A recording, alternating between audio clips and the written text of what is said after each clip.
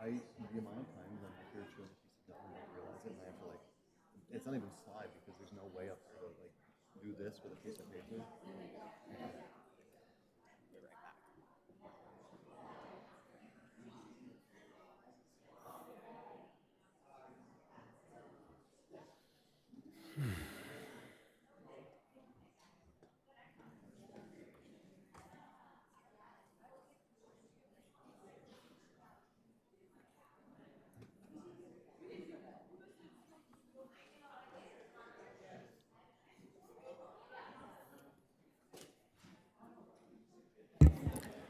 Okay, welcome everybody. We're going to go ahead and come back to order with a roll call from our city clerk, Kathy Valdez. The record shall reflect that all members are present. Our city attorney, Walter Chung, will bring us out of closed session. The City Council took no reportable action in closed session this afternoon. And Councilmember Melendez is going to lead us in the Pledge of Allegiance this evening. Please rise. Ready? Begin. I pledge allegiance to the flag of the United States of America and to the republic for which it stands, one nation, under God, indivisible, with liberty and justice for all.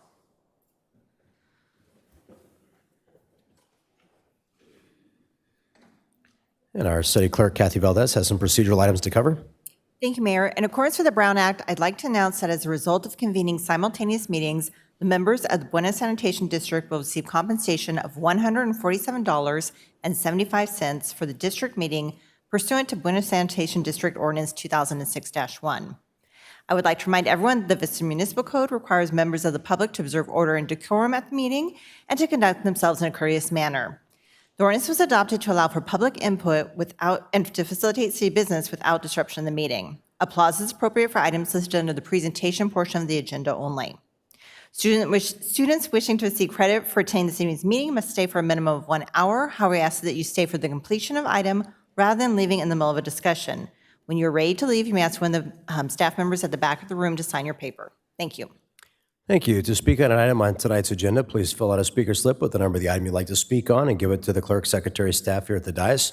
Speaker slips are available on the table just outside the council chambers.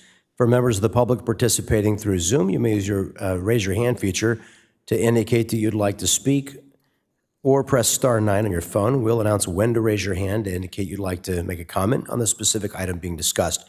Speakers will each have 3 minutes to address the city council. Now we'll go to our city manager, John Conley, for the approval of tonight's agenda. Thank you, Mayor. There are no changes to this evening's agenda. Okay, and we have 3 presentations this evening, so I'd like to invite my fellow council members to join me at the podium for the presentations.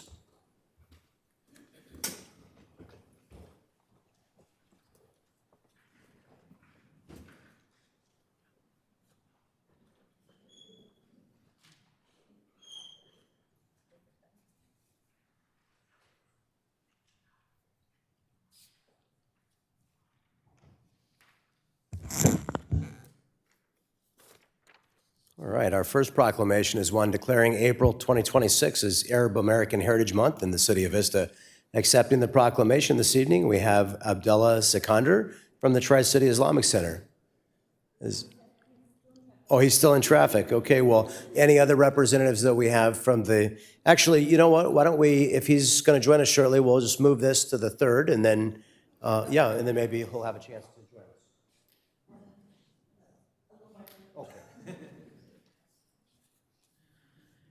Okay, we have a proclamation declaring May 2nd through the 3rd as Vista Garden Club Days in the city of Vista. Vista Garden Club President Tom McCarter and members of the club are here to receive the proclamation. Come on down.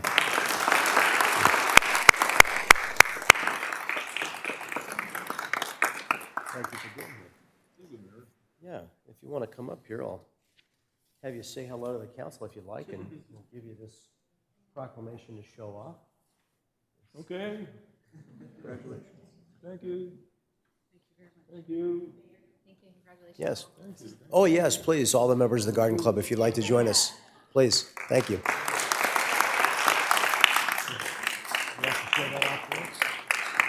Thank you.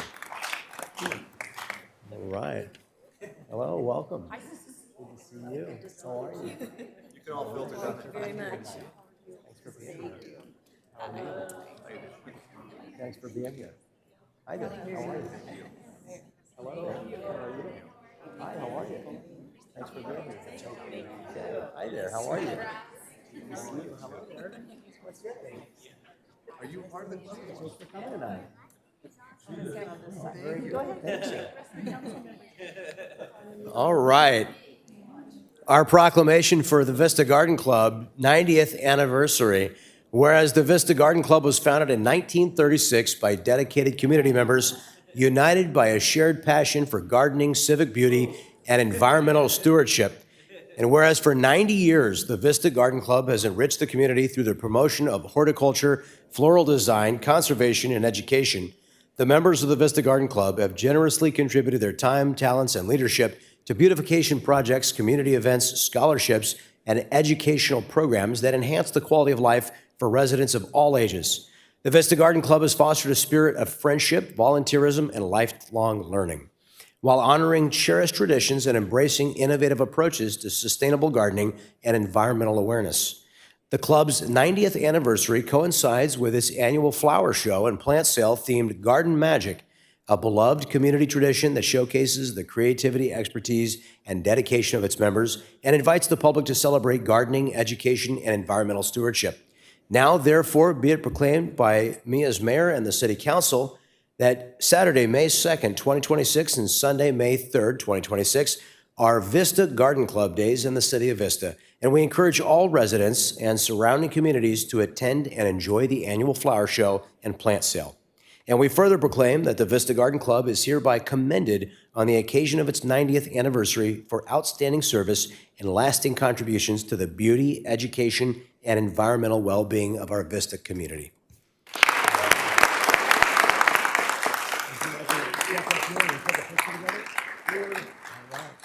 Thank you for being here tonight. Thank you, Mayor. Yeah, very good. Come on up this way.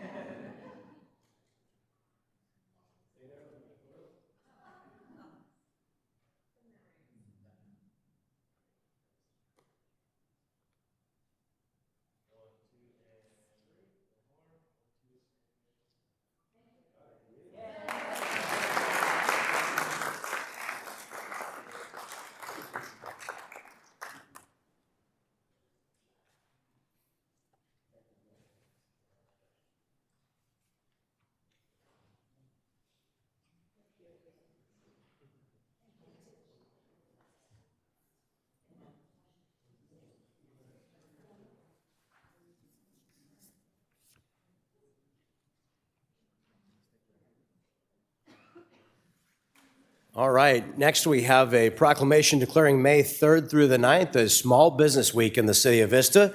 Our Vista Chamber of Commerce CEO Rachel Beld is here to accept the proclamation.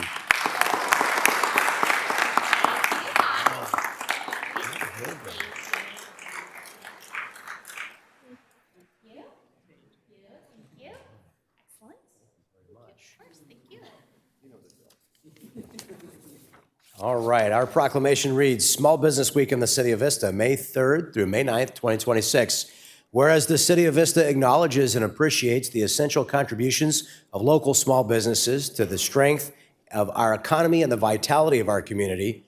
For more than 60 years, the U.S. Small Business Administration has celebrated National Small Business Week, recognizing the critical contributions of America's entrepreneurs and small business owners, honoring their hard work, ingenuity, and dedication.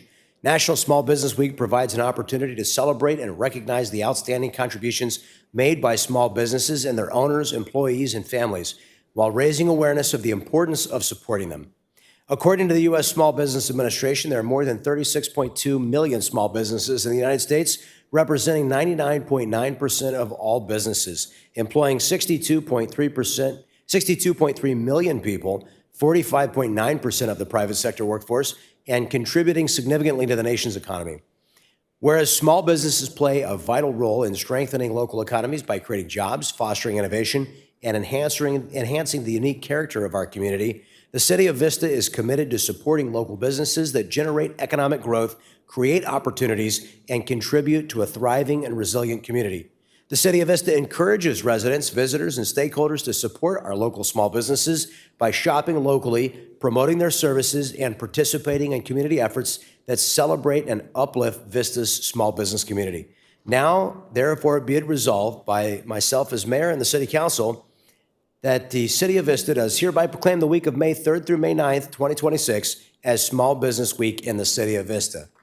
All right.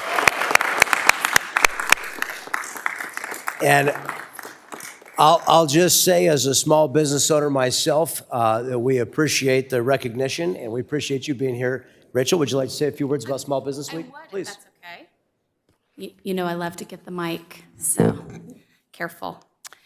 So I just want to say thank you, Mayor Franklin and members of the City Council, for this recognition for small businesses and for your continued support of our small business community. As mentioned, small businesses represent 99.9% of all businesses, and nationally, they employ more than half of our workforce. But here in Vista, that impact goes far beyond numbers.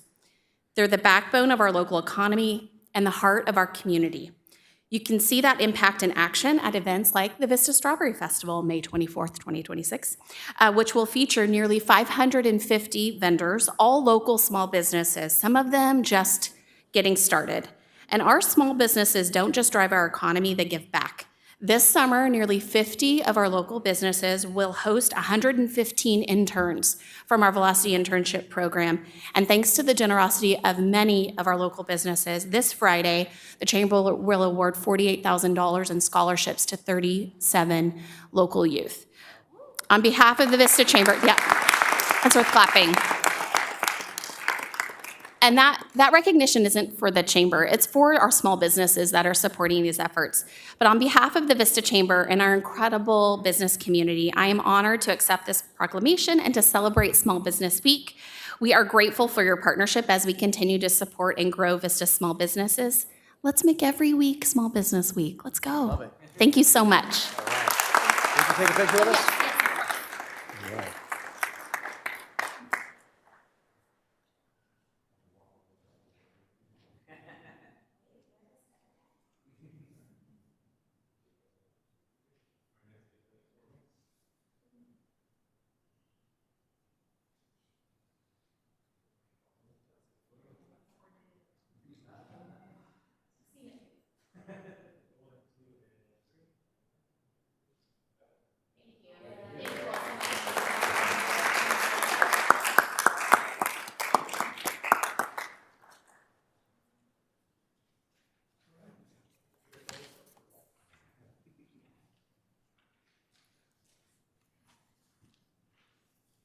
Okay, did we find Abdallah? Not yet? Okay, all right. Well, he'll be here just in time to get a picture then. Okay, very good. Well, would you like to come up and accept on behalf? Yeah.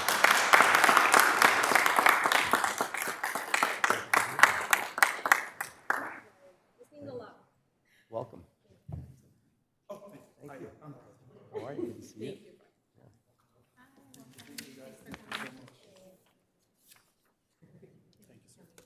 Deputy Mayor. How you doing? Hello.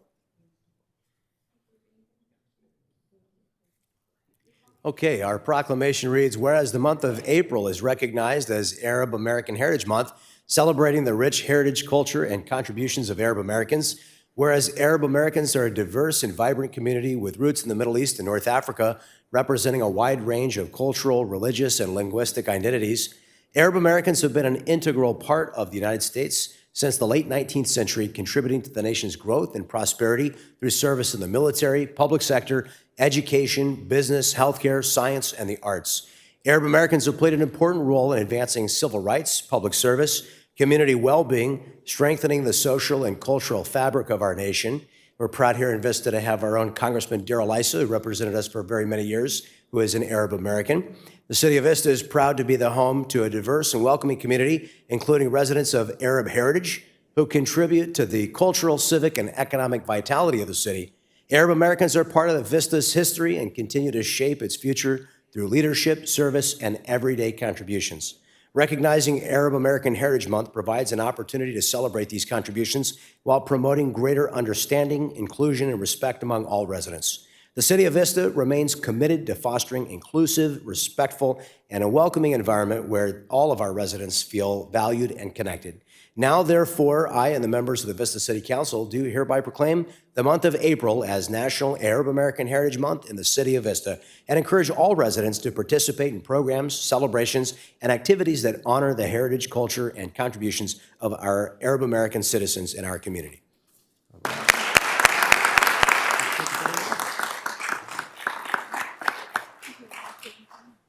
Would you like to say anything? Yes. Okay.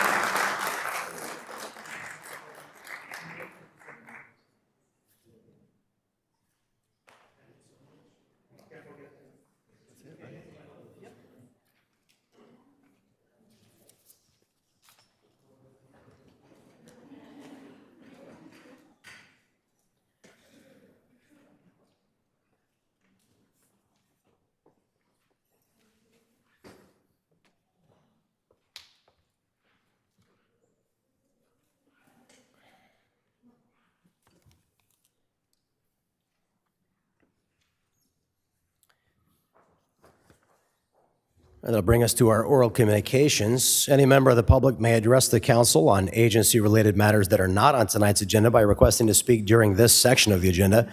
If you are participating via Zoom, please use the raise your hand feature or press *9 now if you'd like to speak. The number of speakers heard during this segment is limited to 10. Any remaining speakers will be heard under the second oral communications item if there are more than 10. We do have some oral communication speakers. We will start here in the chamber with Caitlin Williams, followed by Mary Cottle. If you are present, both of you, please come forward, grab a seat in the front row. And Caitlin Williams, the floor is yours. Up at the dais here, if you want to just pull that microphone, there you go. Get that as close to your mouth as possible, and we'll be able to hear you very well.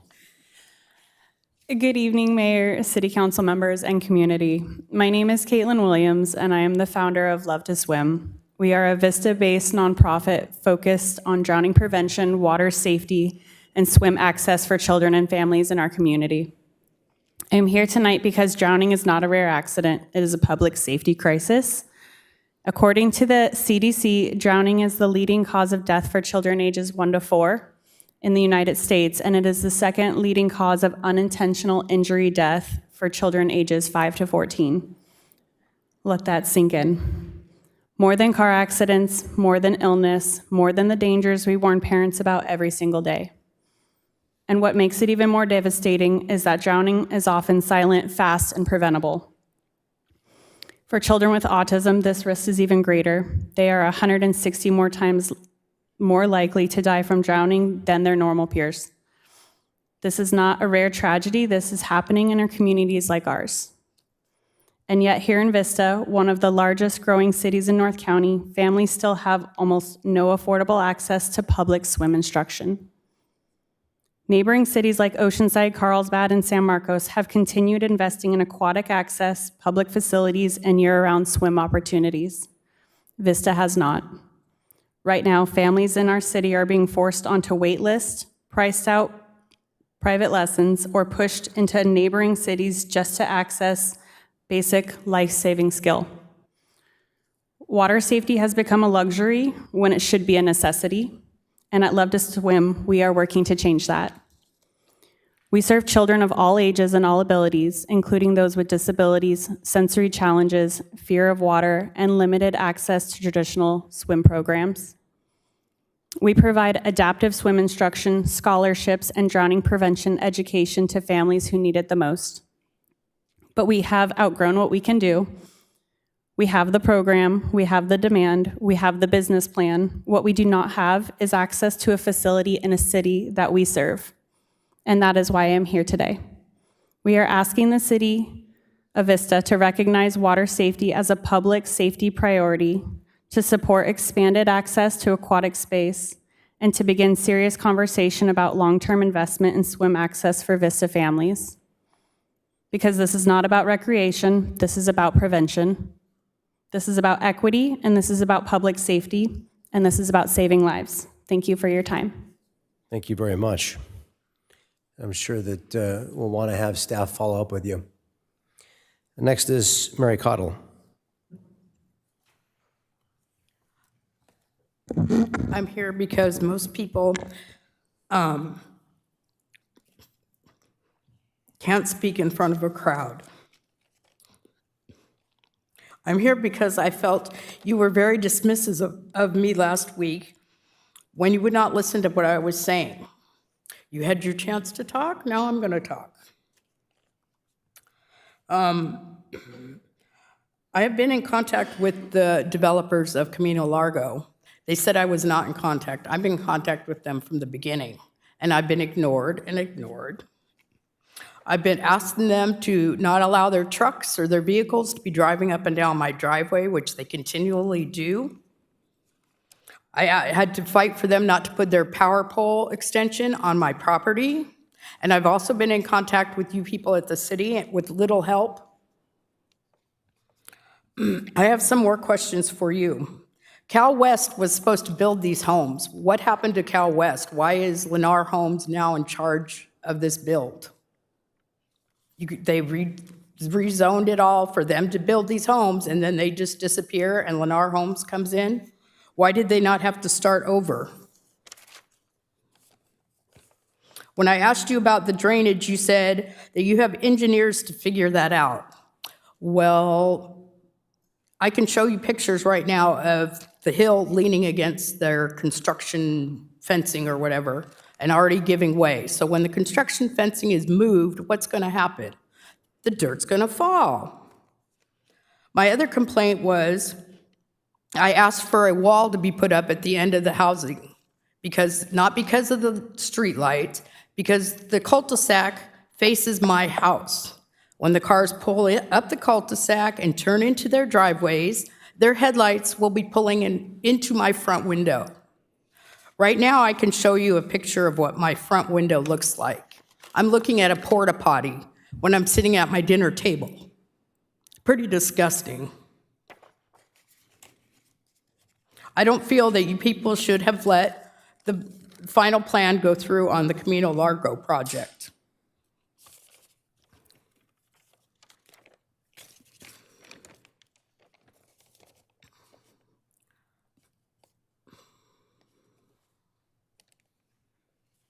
I'd like to also ask any of you to come out and look at this project and see how well it fits into the neighborhood, because it does not.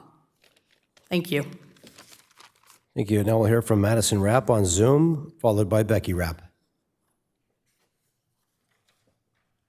Hi, good evening, Mayor and City Council members. Thank you for the opportunity to speak tonight. I wanted to talk about something that affects families like mine who live in multi-unit housing and like to take our kids to parks. We love our parks and are so grateful to have them.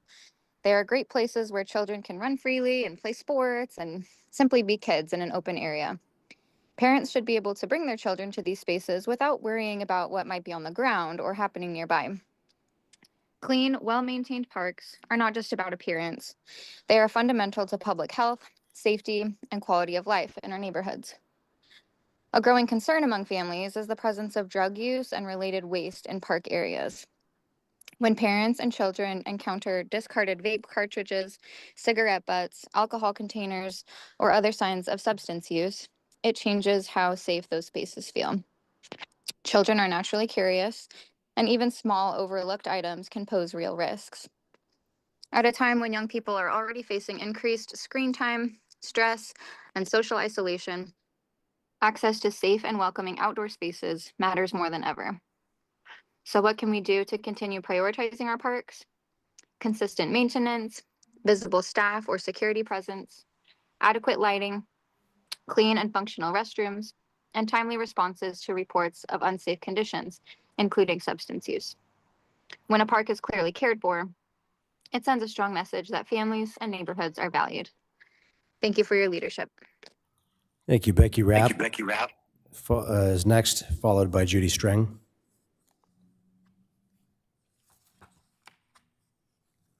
My name is Becky Rapp, and I'm here tonight to share with you yet another study proving the detrimental impacts marijuana use has on the developing brain. Last week, a UC San Diego study titled Pot's Impacts on Kids was published, where researchers followed more than 11,000 children nationwide, starting at ages 9 and 10 over a 7-year period. Researchers used repeated cognitive testing to measure skills like memory, attention, and processing speed. Things like recalling word lists, identifying patterns quickly, and sequencing information. And what they found proves that this is a public health crisis among our young people. All adolescents who used marijuana showed a consistently slower pace of cognitive development compared to their peers. This study stands out because it did not rely solely on self-reporting as some studies do. It included toxicology testing, hair, urine, and saliva samples, and found that about 1 in 3 youth did not disclose their marijuana use. And that has serious consequences for how we understand the scope of the situation. I just come here tonight to urge this council to please prioritize prevention and education, ensure accountability in existing marijuana programs, and invite local healthcare professionals to please come share what they're seeing firsthand in our community. If we continue to minimize or overlook these findings, the long-term impacts will show up not just in data, but in the classroom and in our behavioral health system and in the lives of our young people. Thank you. Next is Judy Strang. Excuse me. Good evening, Vista City Council and Mayor Franklin. Thank you for this opportunity to share something that we've had a lot of discussion in our family, and that's regarding strokes related to exposure to secondhand and third-hand smoke. I was very impressed when the county put out a newsletter mentioning that heart disease is the leading cause of death in the United States and Mexico, and it's the second leading cause of death in San Diego County.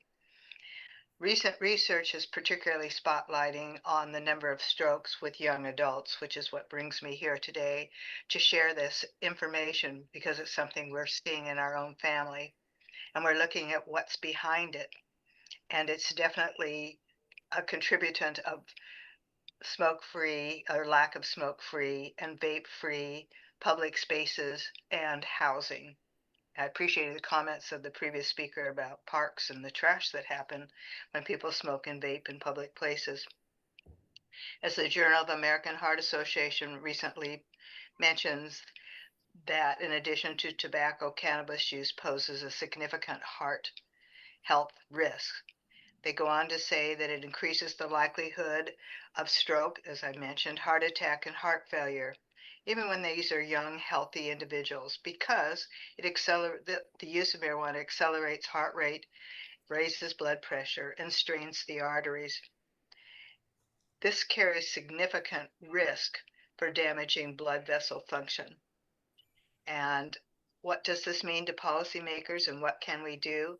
You've already heard some suggestions in the past, and I know that you're very interested in this, and that's decreasing the exposure of marijuana and tobacco smoke and vapor in public spaces and in multi-unit housing, and that you have quite recognized how important it is to limit the number of permits for tobacco retailers.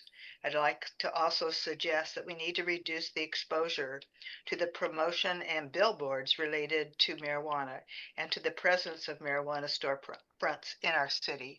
Thank you for letting me share this concern with you this evening. Thank you very much. That'll bring us to the end of our oral communications. We'll now close the opportunity for oral communications tonight's meeting, and that'll bring us to our consent calendar. The recommendations on the following consent calendar will be enacted in one motion unless an item is removed from the calendar. Any member of the public may remove an item by submitting a request to speak card to the clerk secretary here at the dais by using the raise their hand feature on Zoom or by pressing star 9. Items removed from the consent calendar will be considered immediately following the adoption of the calendar. We have 6 consent items this evening. Deputy Mayor O'Donnell. Move to approve the consent calendar? Councilmember Contreras. Yeah, I'll second that. Okay, we have a motion and a second. Please cast your votes.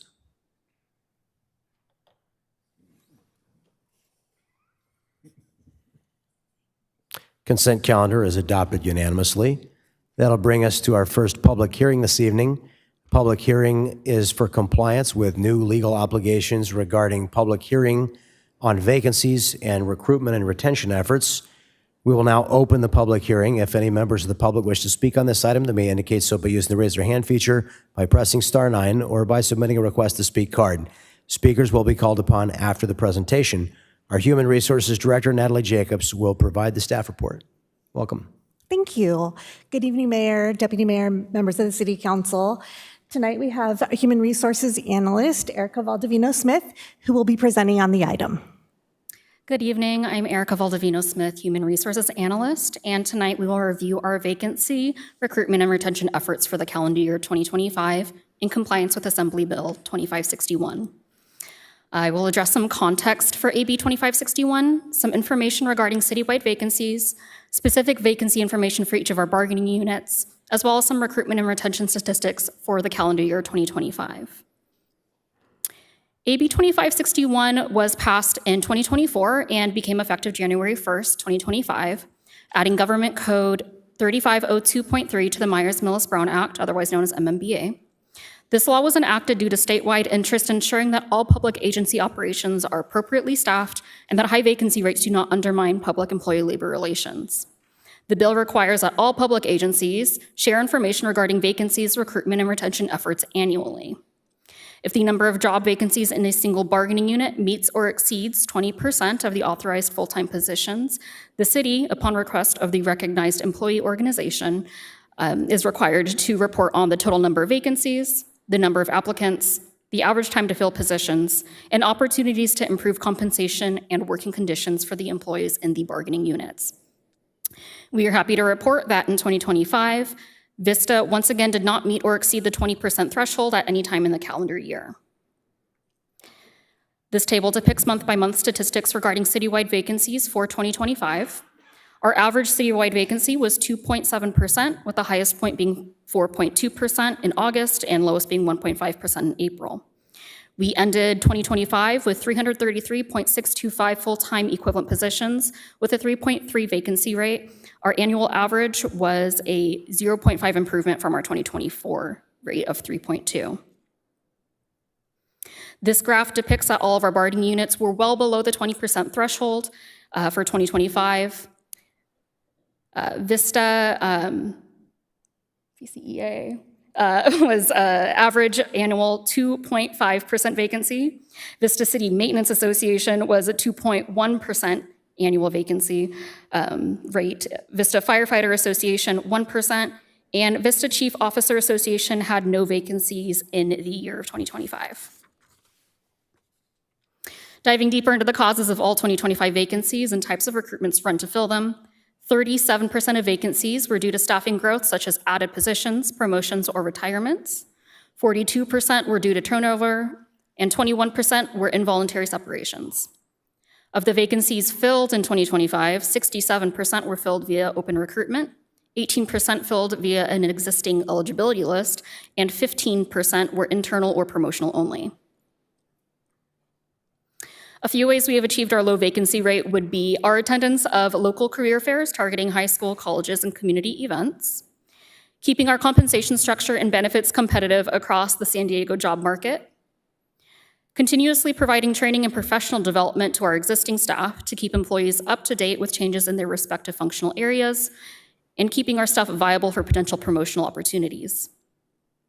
Engaging with our local schools via internship programming, which gives students the opportunity to experience firsthand public sector operations and potentially gain their consideration for future employment opportunities.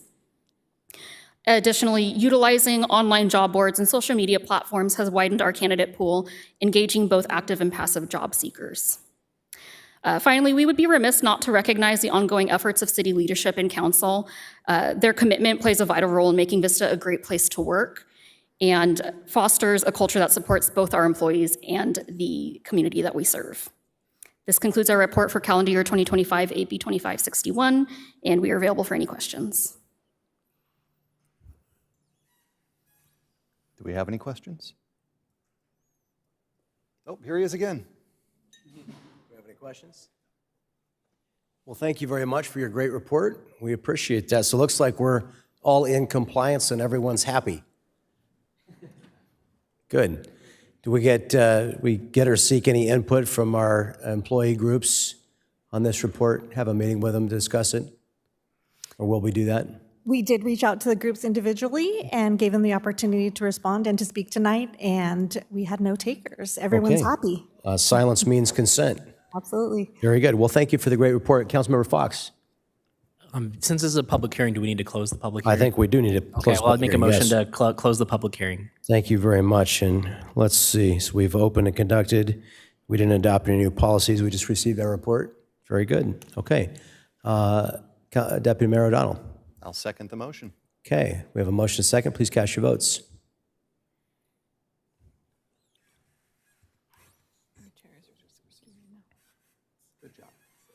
Thank you. All right, we have 5 discussion items this evening. Our first is regarding the citywide facilities master program update. Any members of the public wish to speak on this item, they may indicate so by using the raise your hand feature by pressing star 9 or submitting a request to speak card here at the dais. Speakers will be called upon after the presentation. Our Public Works Director, Chris Arce, will introduce the item.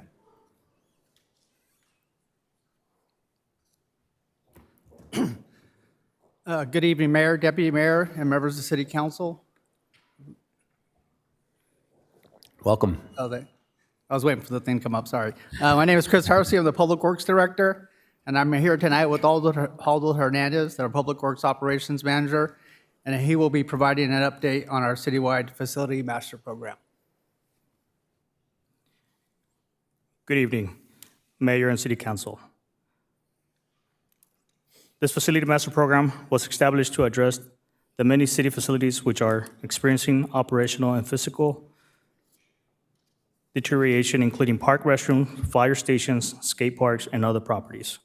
These city-owned facilities range from few years old to over 25 years old, are maintained by Public Works departments and other monitors, and monitored by Public Works, the Community Improvement Team, and park rangers. Facilities that are open to the public have been experiencing greater use and progressive accelerated decline. The maintenance of these facilities is typically funded through annual operations budgets approved by the City Council. However, some facilities have required more extensive and emergency repairs and therefore have been funded through year-end fund balances or additional operations funding through various quarterly budget adjustments. To ensure that the city facilities are maintained to an acceptable level of services, staff developed a citywide facility master program and brought it forward to the City Council on March 12, 2024. The program identifies needed and funding for all city-owned facilities, establish projects priority by review, the conditions of all facilities, current and future needs, and costs associated with the upgrades. The program also includes ongoing analysis of service request histories, tracking of staff time spent providing repairs to make informed and needed based adjustments to the established project schedule on the annual basis.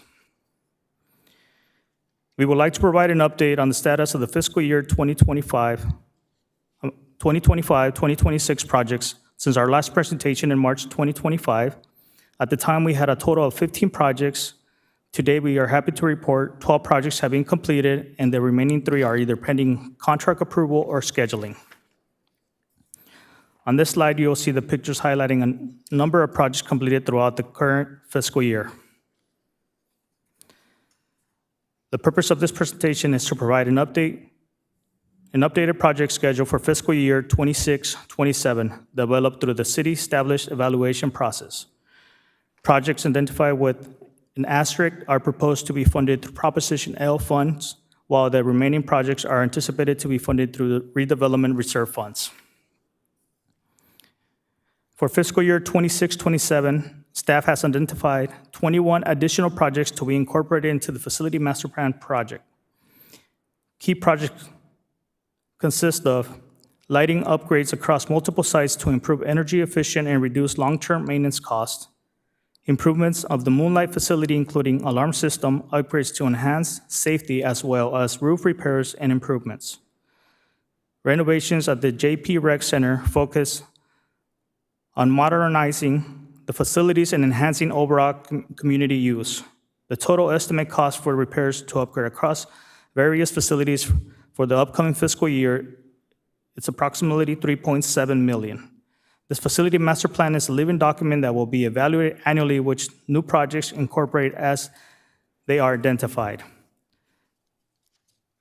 Staff respectfully request that the City Council approves this proposed update to the city facility master plan, which supports essential upgrades and repairs across city facilities. As noted, staff recommends utilizing Prop L funds and redevelopment reserve funds to support the proposed projects, as any fiscal impacts will be evaluated and implemented, and following the City Council directions, it will be incorporated into the fiscal year 26-27 mid-cycle update and future operations budgets. Thank you for your time. This concludes staff's presentation, and we're happy to answer any questions.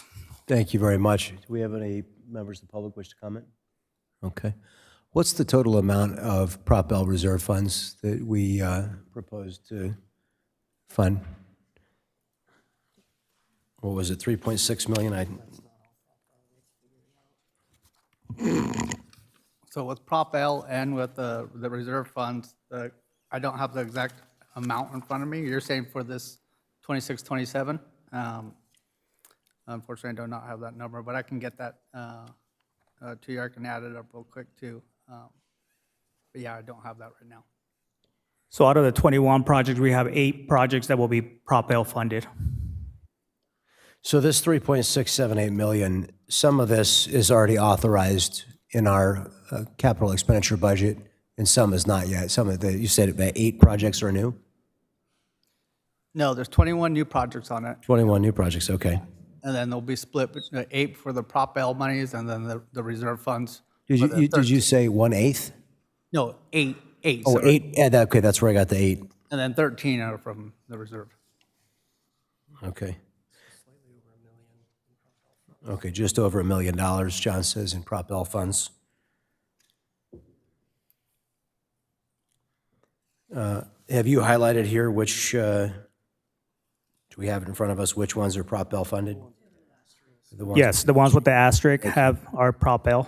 I appreciate it. We had a closed session meeting. It was very warm, and I'm recovering from being cooked a little bit. Okay.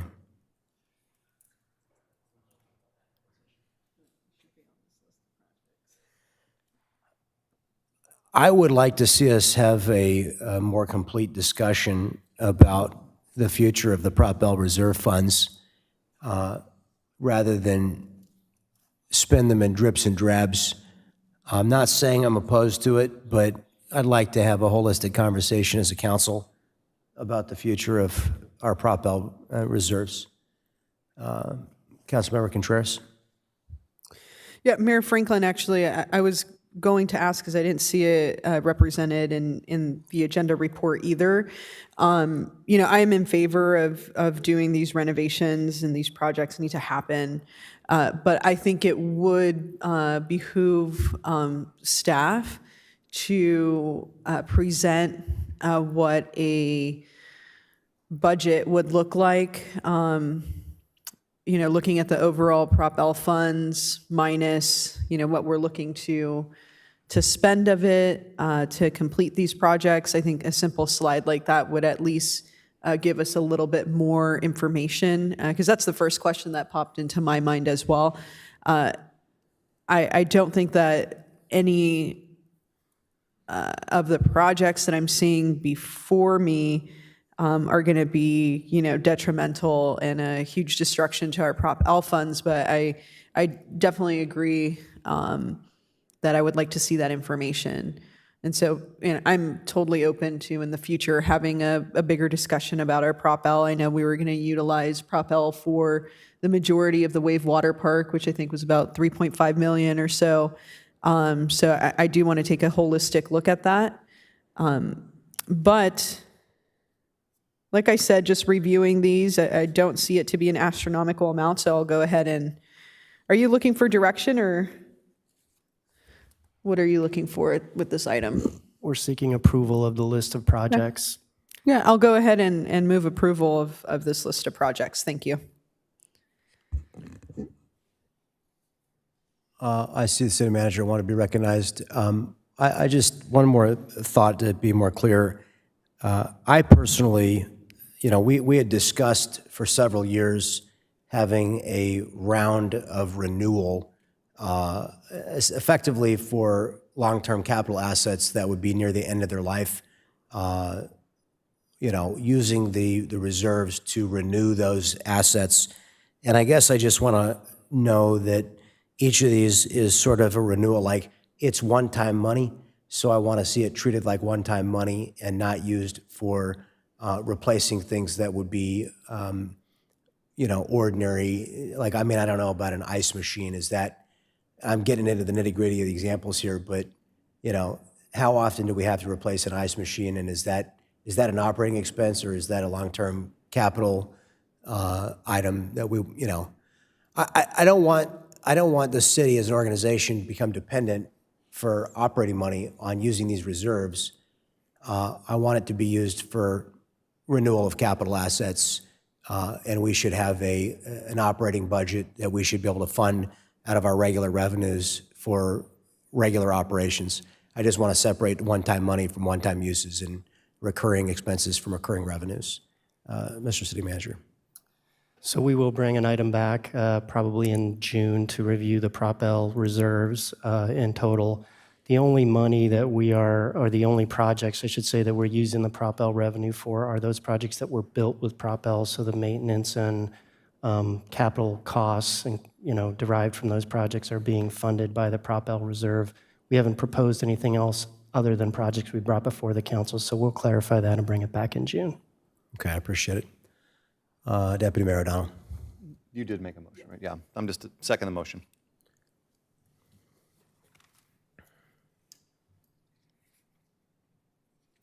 Okay, we have a motion, a second. Please cast your votes.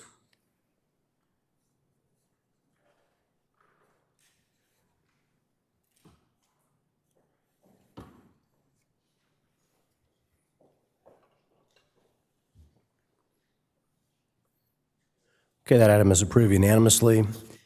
That'll bring us, thank you very much. That'll bring us to our second discussion item regarding senior rental subsidy program parameters. If any members of the public wish to speak on this item, they may indicate so by using the raise your hand feature, by pressing *9, or submitting a request to speak card. Speakers will be called upon after the presentation. Our Assistant City Manager, Imelda Huerta, will introduce the item. Thank you. Good evening, Mayor, Deputy Mayor, members of the City Council. My name is Imelda Huerta, Assistant City Manager, and with me today is Jonathan Lung, our Housing and Homeless Services Program Division Manager. This item is a follow-up on the discussion regarding the proposed senior rental subsidy program first considered by City Council on February 24th.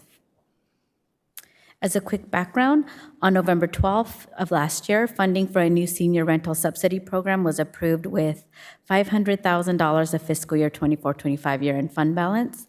On February 24th, 2026, the City Council considered staff's proposed program design for the senior rental subsidy program and recommended changes to the eligibility criteria. The City Council directed staff to present the proposed changes to the Senior Citizens Affairs Commission for their feedback at their March 18th, 2026 meeting. As part of that discussion, there was an add to packet from Commissioner Sid Rothenberg that includes items for further discussion and to be brought back to the Senior Commission. And part of the add to packet is also a general plan update map regarding housing security by census tract. The program is proposed to provide assistance with rental and housing-related costs for low-income and rent-burdened seniors with rent and utility payments, including arrears, for up to 24 months directly to landlords and service providers. The objective of these awards is to help households achieve long-term stability after the subsidy ends, with households paying no more than 60% of gross household income towards rent. This can be achieved through a combination of increasing household income, decreasing household expenses, and finding more affordable housing options. Eligible costs would include a monthly rental subsidy of $250, $500, $750, or $1,000 for up to 24 months. Emergency housing costs, including rent and utility arrears. Costs to support increasing household income, including employment supports and public benefits applications. Costs to decrease household expenses, and relocation costs to support transition to a more affordable unit, including family or friend reunification. With the changes proposed by the City Council on February 24th, 2026, eligible households includes leaseholders living in a rental unit within Vista city limits, have a head of household who is a senior or has a senior dependent, with seniors defined as 70 years or better for the purposes of the program, spending 60% or more of household gross income on housing, and spending no more than 80% of household gross income after the subsidy is applied. Eligible households will have income of 30% of area median income or less, total assets of less than $2,000, and not receiving rental assistance from any other programs. As Melda mentioned, on March 18th, 2026, the Senior Commission voted to recommend approving the program as proposed as a pilot program and requested the city use data collected during the program's administration to consider the eligible population and explore additional funding sources to continue the program beyond the pilot. Staff recommend the City Council direct staff to publish a request for proposals using the parameters presented tonight to solicit a program administrator. The RFP will be available for 30 days with an award recommended to City Council expected on June 23rd, 2026, with an expectation for the administrator to begin accepting applications for assistance no later than 30 days following the award. This concludes staff's presentation, and we are available for any questions. Thank you. Councilmember Melendez. Yes, are there any speakers from the public on this item? No? No. Okay. Well, thank you so much for following up with us on this item. I'm really glad it got to go before our Senior Commission and that they were able to confirm, yes, this is the type of program that we want to see, and let's try to roll it out with these eligibility criteria. We would have the opportunity to see more about the RFP when and if it comes back to us. Is that correct? Yes, the next meeting is proposed to recommend an award, at which time the RFP will be included with the agenda packet. Okay. So this would be the best time to give feedback on the RFP? Mm-hmm. Okay. So my biggest piece of feedback for this program is, yes, let's treat it like a pilot program, but in doing that, let's try to track as much information as we can about the need on this topic. We know that seniors are the highest growing population experiencing homelessness and housing insecurity. And when we do, hopefully we can pass this, and when we do have seniors reaching out to us for assistance, there might be folks that reach out because they see the big headline of the program, and they are not quite eligible because they're not making that age requirement, or they don't have a verifiable disability. And so I would really want our partner, our contractor that we're going out for proposals for, who's going to be administering this program, I would love for them to be willing to collect that type of information for us, even if they can't, have them complete a full intake full intake paperwork because they're not eligible for the program. I just want to make sure that we have a touch point through our operator. I know it can be really painful for the community when they see that there's services available and then they reach out and they feel tossed around and like they can never actually get the services that they need because they're not eligible or this or that. So I really want to make sure that our operator understands that. The other thing I would love for our operator to have a strength in is senior services already, right? Because when inevitably there are folks that call and are interested in the program, or they apply online, or however we end up administering the program, I would hope that if there's folks that need services in addition to rental assistance, that we would be able to have a good operator that is well-versed in senior services and can make sure that they have more linkages for those folks. The other component that comes to mind is having an operator that is local, of course. I know we have a lot of operators throughout the county of San Diego, but somebody who's local and familiar to the community. And I'd love to hear what my other council members have to say, but I'm just really excited that we do have some resources available to offer rental assistance for seniors, and recognize that in the long term, seniors do need subsidies because the cost of living is going up and their income is not necessarily going up. In fact, many folks are on a fixed income.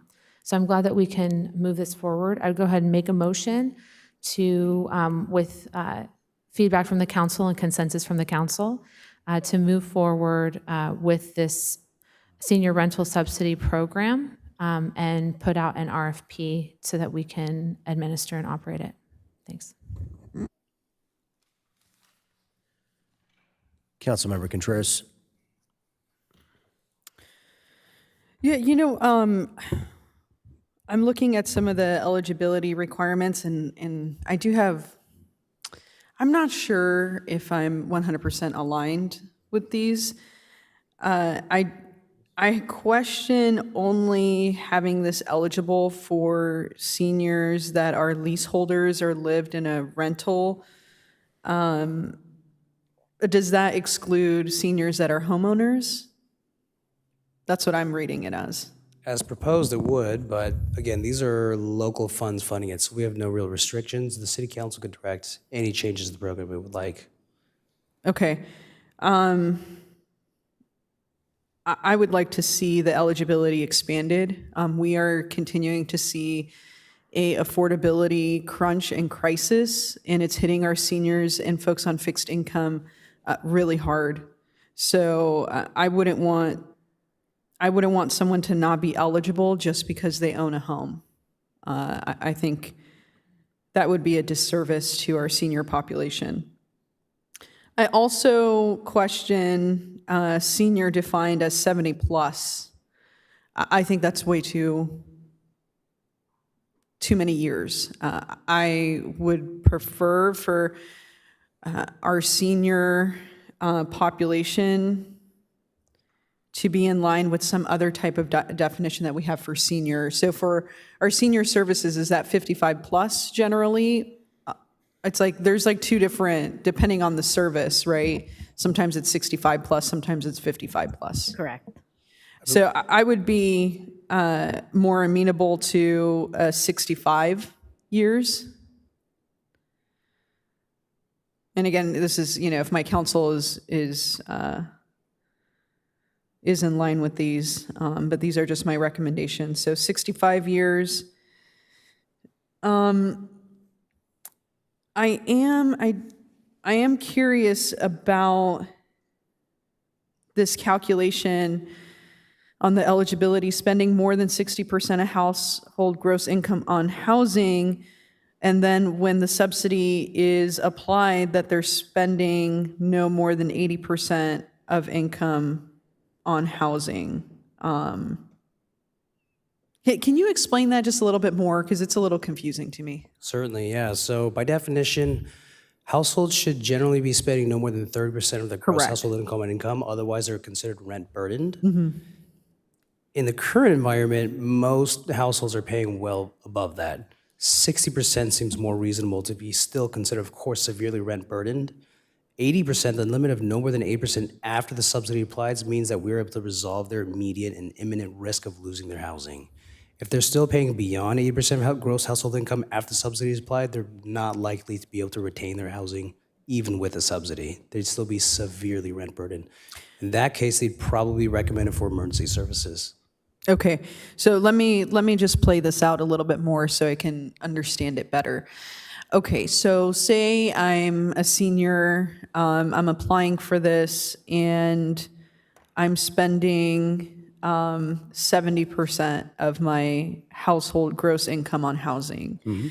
Once I get this subsidy, or to even qualify, whoever is the program administrator or operator will look at this application and say, in this tier of what you can receive in funding to alleviate your burden, you will be spending no more than 80% of your income, so you do meet and let's just say I meet all the other eligibility criteria.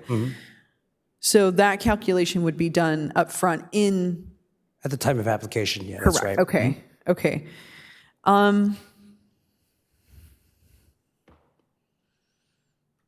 Is this something that we see program administrators do pretty often? Is it out of their scope? Can you, because I don't have a lot of. This is based on the San Diego Housing Commission's rental assistance program. They use these same parameters, which we've adopted. Okay. Are recommending to adopt. Yeah. And so with these parameters, I mean, do we see that they have, we call them positive exits. So are they seeing with these criteria positive exits from an affordability issue for our seniors? Yeah, absolutely. Theirs isn't limited to seniors. They have a few different eligible targeted populations. We're, of course, focusing on seniors. Primary issue, again, of course, is their ability to maintain the home stably after the subsidy is applied. It's not just going to be the subsidy, it's also going to include the other wraparound supports, also budgeting, right? So increasing household income, decreasing expenses. So it's not just reducing how much they're paying on housing, but how much income they have to pay their housing and other discretionary funds that are necessary to maintain the home. Okay, and one of the things that I would like to see wrapped into the RFP is for folks that apply for this that don't qualify, for them to be, have a warm handoff to any other program that they might qualify for. Of course. Do we have a system built like that makes it easy to see where they would qualify, or is that something that would need to be built? Yeah. The existing providers, for the most part, of course, are very knowledgeable of the different services available and that meet the needs of what tend to be common barriers for households applying for this kind of assistance. So I don't foresee any issue with a provider having the ability to refer them to other resources very easily. Okay. Yeah, I would just want to make that part of the criteria. Of course. Yeah. And we'll also report on what other services are being connected And, to. I know that the success of someone not qualifying for this program, but being successfully qualifying for another program, I don't need that to be wrapped into the RFP, but I do want to ensure that folks are being connected to the other resources that they may qualify for. So I think that's critical language to have in the RFP. I do agree with Councilmember Melendez that it would be great for a program administrator or operator that does have knowledge in senior services. And it would be great if they are a local operator. I don't know if we're thinking about a point system in the RFP. But I think that those, certainly having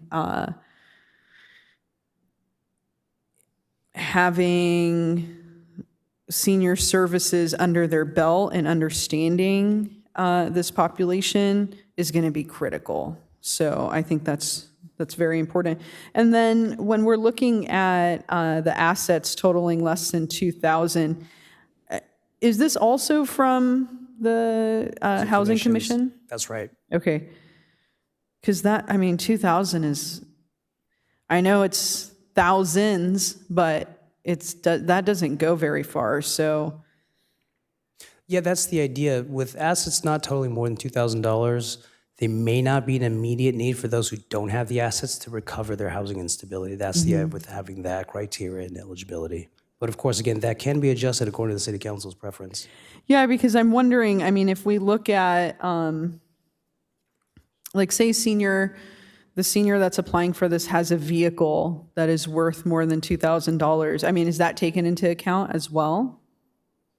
It may or may not be. We would probably leave it up to the service provider to make that determination whether or not it's an asset that could be liquidated easily enough to cure their housing instability. I think it would probably be case by case. Okay. Mostly, I think it would be traditional considerations like bank accounts, savings accounts, cash on hand, anything that's liquidable. Okay. Again, we can set additional parameters to what that means tonight. I feel like even just having the language that it has to be, have liquidity to it, I think is important because, again, I don't want to discourage. 2,000 is a low amount for a value of certain assets that a senior might have. Which would include, if they have a home or some other type of asset. But I feel like to get to the intent of this program, I see why this parameter is on here, but I definitely would like it to be more based on something that's liquid versus, not so liquid.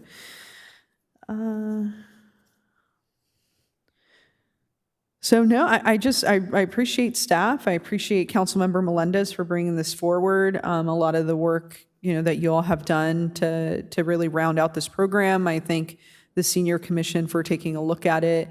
And I thank my council for getting it to this place. So I think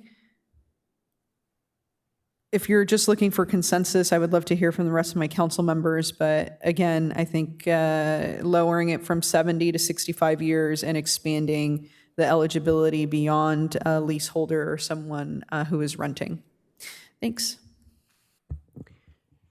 I have some real concerns about this plan, and I brought them up before last time we talked about it, starting with the fact that if you apply the benefit amount of $250, that would enable us to provide the benefit over 24 months to 83 seniors. If the maximum benefit was paid out, we'd only be able to help 20 seniors. So we spend $500,000 on this. We've got 1,300 seniors in Vista that live in poverty. So if we make the application limits, the criteria, very broad, then you're going to have a large number of people who are going to qualify. And it becomes a lottery system because most people won't be able to receive the benefits because there's just not enough money to go around. My concern also is, we're making a 24-month commitment to people. This would create a series of recurring, sort of laddered commitments as months go by and we make new 24-month obligations. What will we do if the day comes when we're not able to renew our annual support for this program? I think also it would be very difficult to have seniors come before us and explain that they were eligible for the program, but that they couldn't get it because the funding wasn't sufficient, which would, I think, naturally make those of us on the council want to approve more funding for it because, certainly all of these 1,300 seniors that live below the poverty line in Vista probably are all deserving of help. But the real question is, can we afford to grow government in this way? if you're reading the Union Tribune right now, you're seeing reports of the city of San Diego having to shutter all kinds of recreation programs, cutting back library hours, a whole number of things because they grew government services beyond the original scope and mandate of municipal government. This really is beyond the scope of municipal government to provide a direct housing subsidy. We've gotten into the emergency housing assistance business where people who have a short-term setback can get some assistance from the city. But it seems that this program is aimed at people who have a structural deficiency in their revenues. Is that accurate, Mr. Lung? I think that's appropriate to say. Well, what good would this do somebody at the end of the 24 months when the subsidy runs out and they're now ineligible for it? Yeah, so that's the key, I think, to this program. It's not just the subsidy, but also the decreasing of household expenses, increasing household income. That could including additional household members, considering shared housing, moving to more affordable housing. So it's not just the subsidy, though of course that is the core of the program. But there are other options to help decrease what households are paying in gross household income towards housing, not just the subsidy. In practice, of course, it remains to be seen. Yeah, I don't know that we have a lot of history succeeding in that. We've tried to create and I thought it was a great program, the Senior Shared Housing Program. Our shared housing, the jury is really out on the first incarnation of shared housing was not a success. We canceled the contract, found a new operator, and I'm, as of yet, very unconvinced about the success of the new operator. But this is really a growth of government here in Vista into a place where we have not provided. I mean, how do you say no to the other 1,300 seniors that would be deserving based on their income level? And where, if we don't have, because we just spent $1 million of Prop L reserves to take care of maintenance items. Those are one-time monies. They'll be gone when they're gone. I just have serious reservations about taking on a new recurring commitment. There will be no way to turn this off once you turn it on. And the cost is formidable. I mean, if we looked at the 1,300 people in poverty who are seniors, and we multiplied that out times the $24,000 benefit, I mean, that's $32 million. So you're authorizing a benefit that if it was fully funded would cost the city $32 million. That's more than we pay the sheriff's department or the firefighters. I don't see how you can say yes to 20 people or to 83 people, but no to the other 1,300 while you're growing the local government into a service category it's never provided in all the 3 years that we've been a city. So I have some serious concerns that I just don't see my way to support this growth of government at this time. Councilmember Fox. Thank you, Mayor. So I've written down a couple notes here. I think I could get on board with I think that what the mayor made a lot of good points there on the fact that if it is just going to be a ongoing program, that it has to be sustainable and has to be.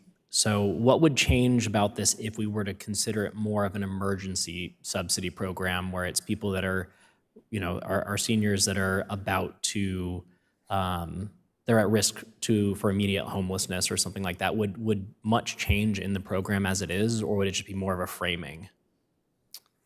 If the city council wanted to change this more towards emergency rental assistance like the VHAP C2, we certainly could do that, and it would just have a pool reserved specifically for seniors.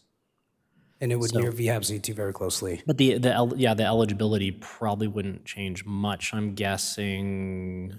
As for VHAP C2, for the most part, so as approved by the city council, the two funding pools are for 80% and 65% AMI.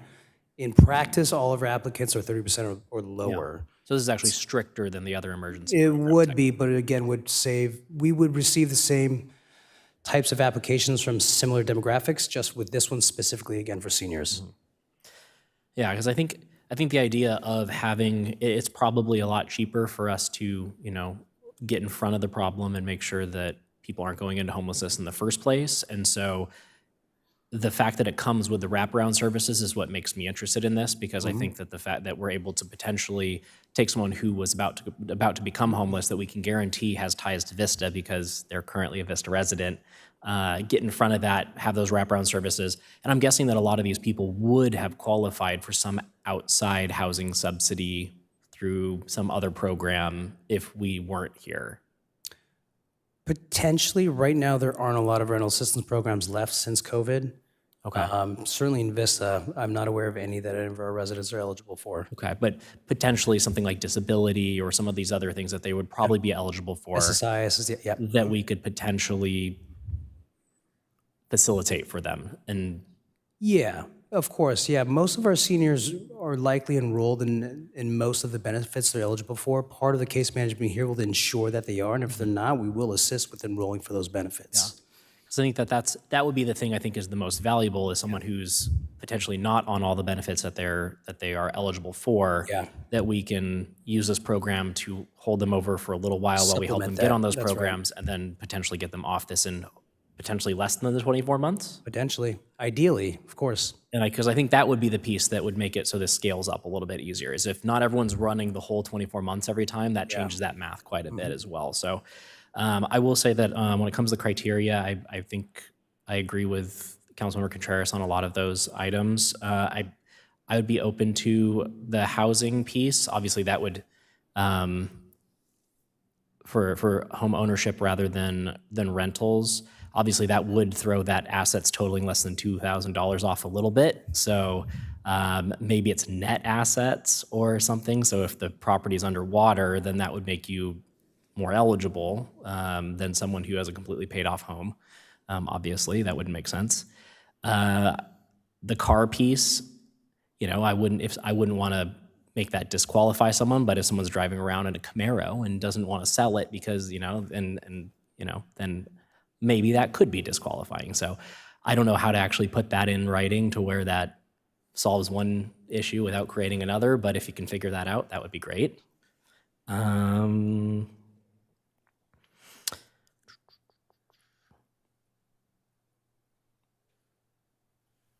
think those are my main questions. So again, if we can treat this, with, I think the criteria, I trust that, whatever organization is fulfilling this would take the most eligible people, not just everyone who potentially meets the requirements. And so if we even had stricter or less strict criteria than this, like the other emergency service, even though we allow up to 65%, they're picking the people who are lower first that we can make the biggest impact on. So I would hope that would be the same thing in this program, as people who are the closest to potentially going into homelessness and things that we can actually have a verifiable impact and keep people off the streets. That would be, I think, my hope for the program. And again, if we can just position it a little bit more as an emergency program, a temporary, like not a ongoing subsidy like that, I think that would solve a lot of my issues with it as well. So thank you. Deputy Mayor. Yeah, actually, I share the same concerns that the two of you share. And one, does this become a long-term subsidy program that we can no longer afford to pay for? It just grows too large. But also from a housing standpoint, eligibility requirements around it are a huge thing to me as well. So, I mean, one of the questions I have, what remedy does this create once the program ends? I mean, does it solve the issue for these individuals? Or as you had just mentioned, since there's fewer programs available, does it just leave them in the same position 2 years from now? I don't mind adding households that are owned, but I would want to see them have lived in Vista and in that home for at least 12 years. And the reason for that being, like, if you bought your home 5 years ago and you're going to try and qualify for this program, it's probably, you should probably sell your home, or find a method, because $250 a month is probably not going to save your home in that time frame. But if you've lived here for 12 years, you didn't spend $800,000, $900,000 on your home, so it's probably going to have a much greater impact on your finances and your ability to pay for them. When we talk about cure and stability, I don't want to tell anybody they have to sell their home to not lose it, but to have that type of asset in the rates that they are right now, that would solve it immediately. It's not just having a car or whatever other assets might be available. One of the questions I had, though, do they need to be in debt, or do they just need to simply prove that they are within that threshold? There is not a requirement to prove of any debt, but of course this program can assist with arrears, but it's not a requirement. They would just have to be within that threshold of spending more than 6% on housing and no more than 80% after the subsidy is applied. But again, at full discretion of the city council to change any of those. And Mayor, I know you had mentioned 1,300 seniors that would probably fit this criteria. Do we know how many of them own a home? I don't have that number. Okay. But I would imagine, being as they're in poverty, probably most of them are renters. Right, yeah, I would think the same. Yeah, I mean, I can probably get on board with this, but I would want the criteria to be the neediest of individuals when it comes to this criteria, the ones that are in the most at-risk category, because I agree that this could balloon way out of control, and then we're actually going to put people in a position where they're, I don't want to say worse off, but it just doesn't help solve the problem long-term, and it may put us in an uncomfortable position of how do you say no to 1,300 seniors that need money. But I can be on board with it. My one criteria, if you're a homeowner, for me to be on board would be that if we're going to lower it to 65 and you own a home, you have to have lived there for at least 12 years. Councilmember Melendez. Thank you, Council. I appreciate everyone's feedback. I would say I support reducing to 65 or older. I also support the modifications that have been recommended for home ownership. I think 12-year home ownership criteria is helpful. I would say that we at least want to include that in the criteria, although I do think that this is more geared towards renters. And I think that, another thing that I wanted to say before, which is why I pressed my button, was that it would be good to have an operator, who is willing to do some level of outreach. So I really appreciate Councilmember Fox's comments that we're not just hoping to, first come, first serve, whoever meets the criteria, rush through. Maybe there can be an application period, and there can be a wave of applicants that apply. Because this is, let's get all 1,300 folks applied. Let's get those folks plugged into services somehow, so at least we know the scope of the problem in front of us. And then when we have an evaluation, we can see through a rubric that there are applicants that rise to the top in terms of need. And then we can strategize those funds, right? Is it just going to go to, the top 20 people, right? Or are we going to give more in some areas and be able to provide a little bit less support in other areas? The other comment that I wanted to make is regarding the benefit to the program in the long term. People put off a lot of basic welfare in order to pay their rent. So when you're 60% rent burdened in your household, you're not really putting out money for your dental care. You're not really, taking care of your nutrition the best way that it could, right? And so in the 2 potential years that we could be offering this program to a senior household, those seniors can be improving their quality of life and increasing their longevity. And ultimately, we're speaking about people that are towards the end of their life. And one of the things that folks have been waiting for a good amount of time is Section 8. And we could even include, within the criteria that you are even more eligible if you're waiting for Section 8, because then we know that within a certain time frame, which continues to be extended, Section 8 wait list is 10 plus years, that those folks that are guaranteed to have government housing for the long term would be a great applicant for this type of program. So we can structure it in a way, working with multiple agencies to shepherd those seniors along that we know are going to need help in the long run. And it is our responsibility to help senior citizens and to provide social welfare. That's the responsibility of our able-bodied government officials that have yet to become dependent. Since I am not yet dependent on anyone, I can take care of myself. I want to make sure that we are taking care of our senior residents first. And we did have over $500,000 in surplus.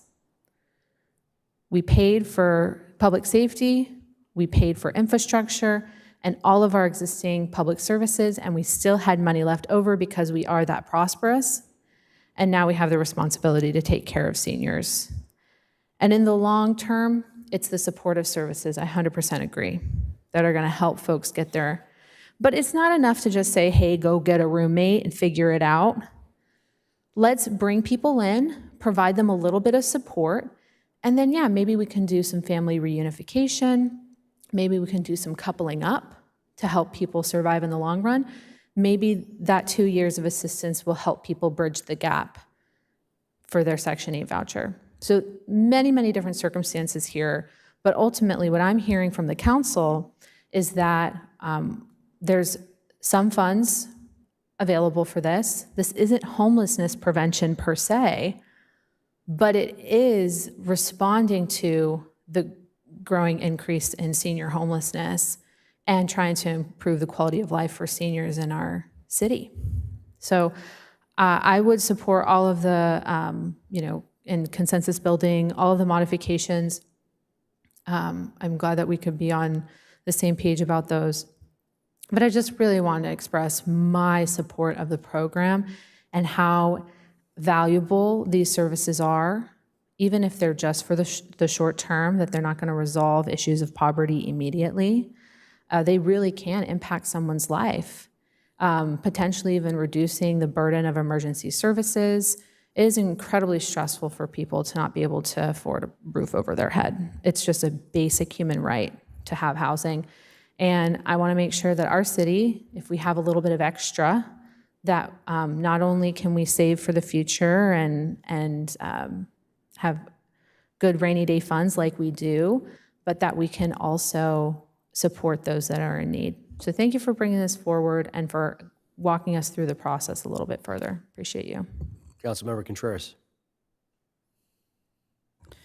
Okay, so some good conversation. I just like with our youth scholarships, how we have a certain period of time. I'm thinking, if this is intended to maybe be a 24-month pilot, maybe we have 4 emergency tranches, 2 per year at around $125,000.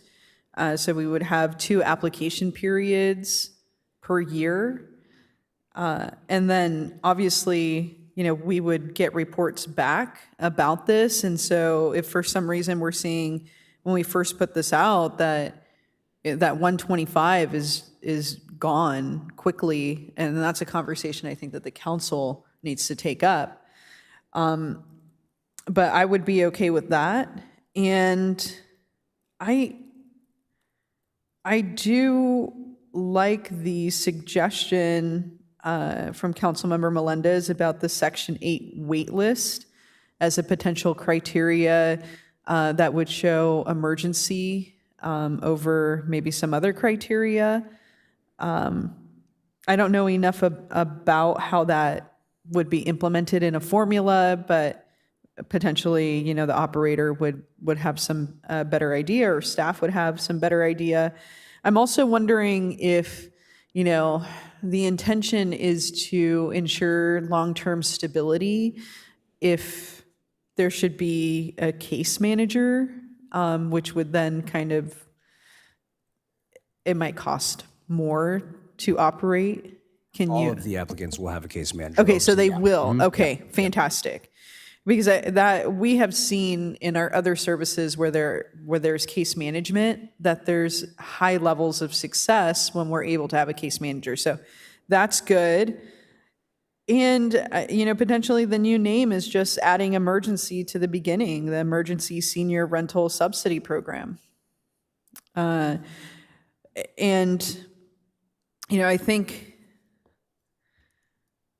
the formula of spending no more than 80% of income on housing after the subsidy is applied kind of potentially would filter out those who would need this as a very long-term subsidy. So I would really want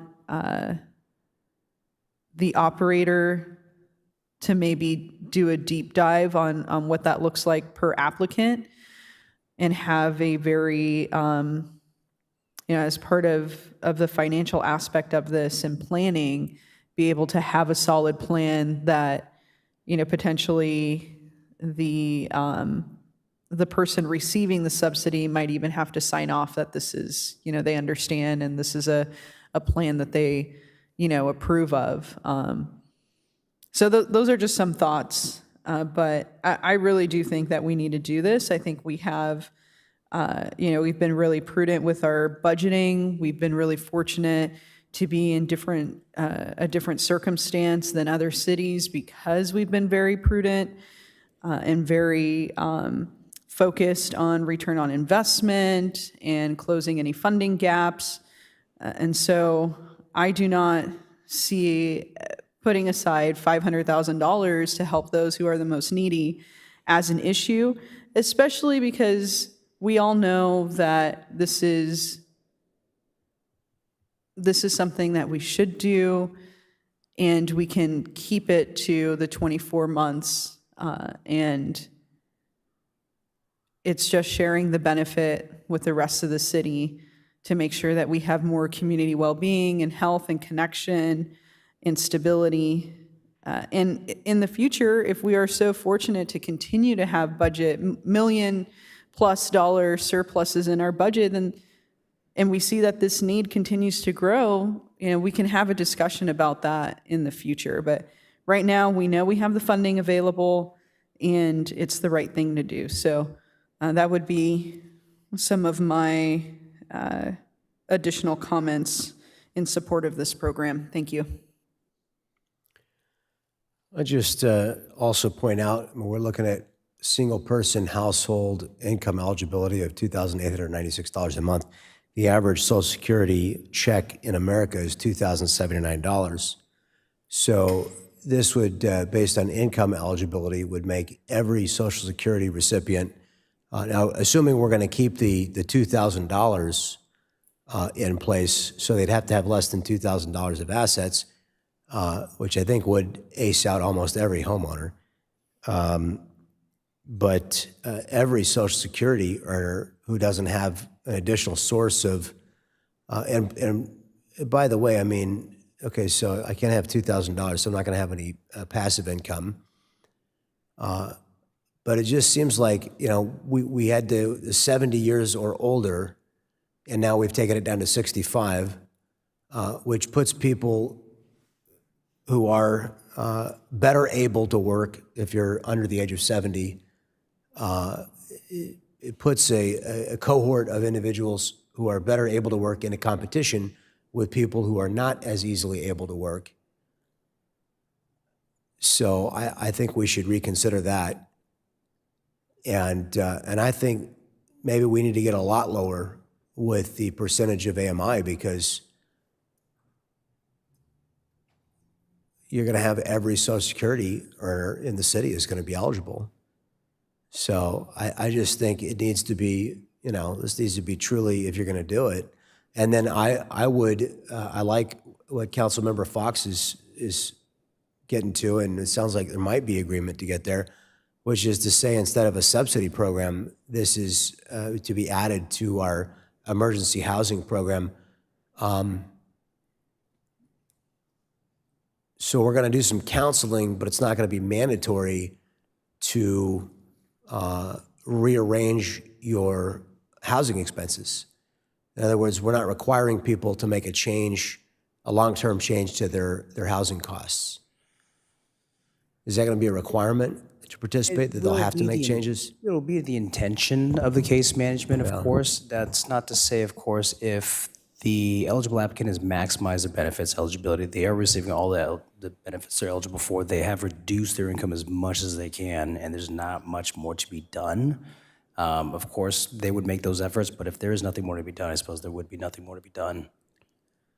Yeah, and this is where I get back to what Councilmember O'Donnell or Deputy Mayor O'Donnell said. Basically, if you give somebody who is in a long-term deficit, a structured deficit, where they're spending more of their income than they should be, if you give them a short-term remedy, at the end of that short-term remedy, which I'm sure they'll appreciate the short-term reprieve, but their circumstance won't be different. In fact, it'll be more difficult, because after 2 years of receiving a subsidy and their lifestyle having expanded to accommodate that new revenue, because as we do as human beings, we tend to spend to our revenue. So these individuals will have a fiscal cliff that we will be creating for them. Yeah, to add to some of the comments earlier, we might consider our VHAP C2 program. If an applicant applies and the administrator cannot see that the household will be able to maintain their housing even after when the assistance ends, they will not award that applicant. Much like that with this program, if the case management and the budgeting that the case managers oversee with the client, if they see that they cannot maintain their housing after the subsidy ends, I don't think they would want to consider that applicant. Of course, the city council can require, this is not proposed to be an entitlement program, so there would be some discretion from the administrator. This sounds like how all entitlement programs begin. That's true. Again, there's a great old saying that says the closest thing to immortality is a temporary government program. So if the city council would prefer, I would suggest maybe that we might want to take this $500,000 and put it back into our housing fund. And how much was our contribution to the National Core Housing Project? Was it $500,000? It was $500,000. $500,000. I wouldn't use that as a good illustration of what it might cost the city for gap financing for a development like that. I think we should consider adding this $500,000 to the housing fund and using it to add to the housing stack for a new senior housing program, which would actually multiply the dollars. Because see, if we spend this $500,000, it's gone. But if we contributed it to a senior housing program that leveraged dollars from the state or federal government, if we use this money to attract those like the Grove or National Core Housing for very low income seniors, then we could create durable, lasting housing for seniors who are truly in economic need. So I really think what we should do, and I'm strongly encouraging the council. In fact, I would make a motion. I really think we can do greater good. How many people live at a National Core Project? It's 54 units. 54 units. I think we ought to look to create 50 or more long-term housing units for seniors who are very low income. I think we should offer this money. We should put out an RFP, and we should use it to attract another low-income housing for seniors. As I've often said, my grandmother lived for a decade in HUD housing. She earned $400 a month on Social Security, and I know that housing was critical to her well-being and her dignity. And I would like to see us create more durable housing for seniors that leverages private sector money, public sector money, and federal and state partners, like we're doing with some other projects that we've discussed tonight. We should be using this money as a catalyst to attract more money and create long-term, not just a temporary giveaway program. I would really encourage the council to adopt that. I'm going to make a motion that we recommit these funds to our housing fund, and that we come back with a conversation about an RFP for senior housing. Councilmember Fox.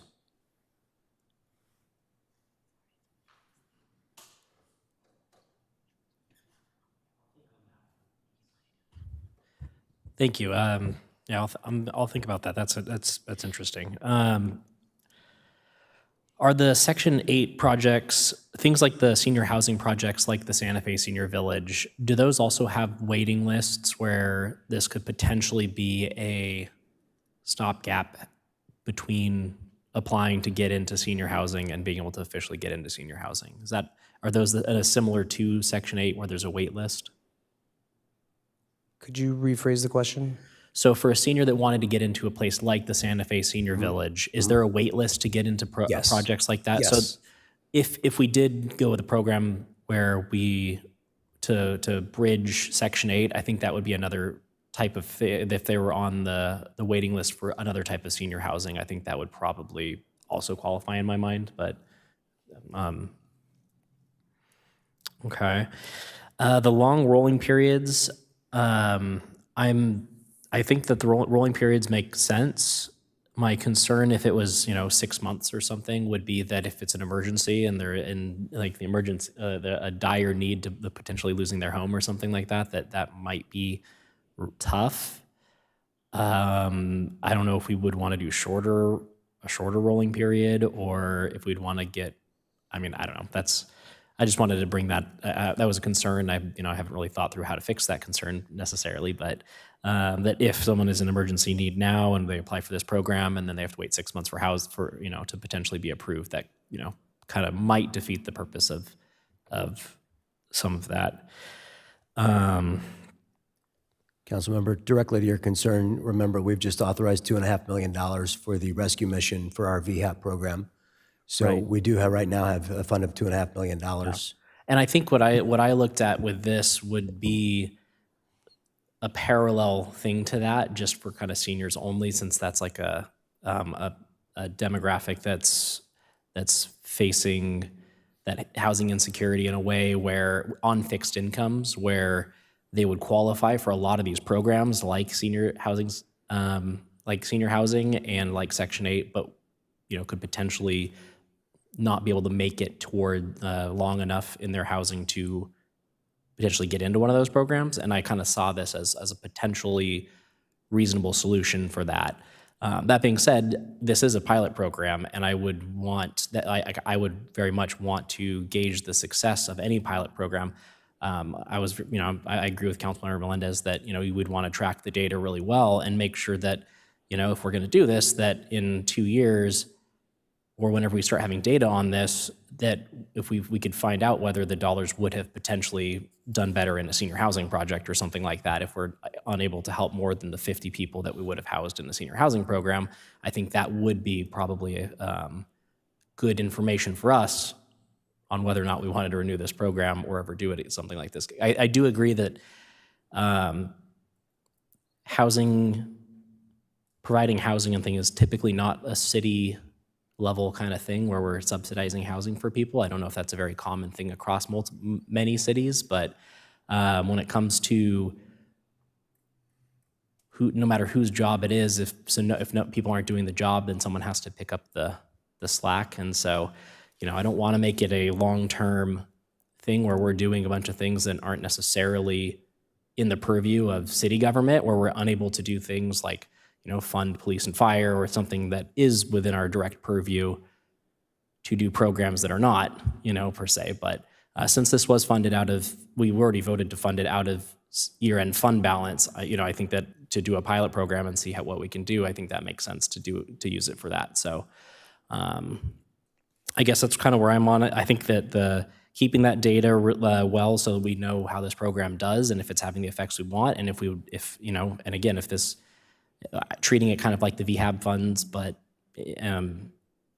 for seniors only, that makes a lot of sense in my mind. And that's kind of how I would treat success for this program, would be to do something similar to that. So that's it.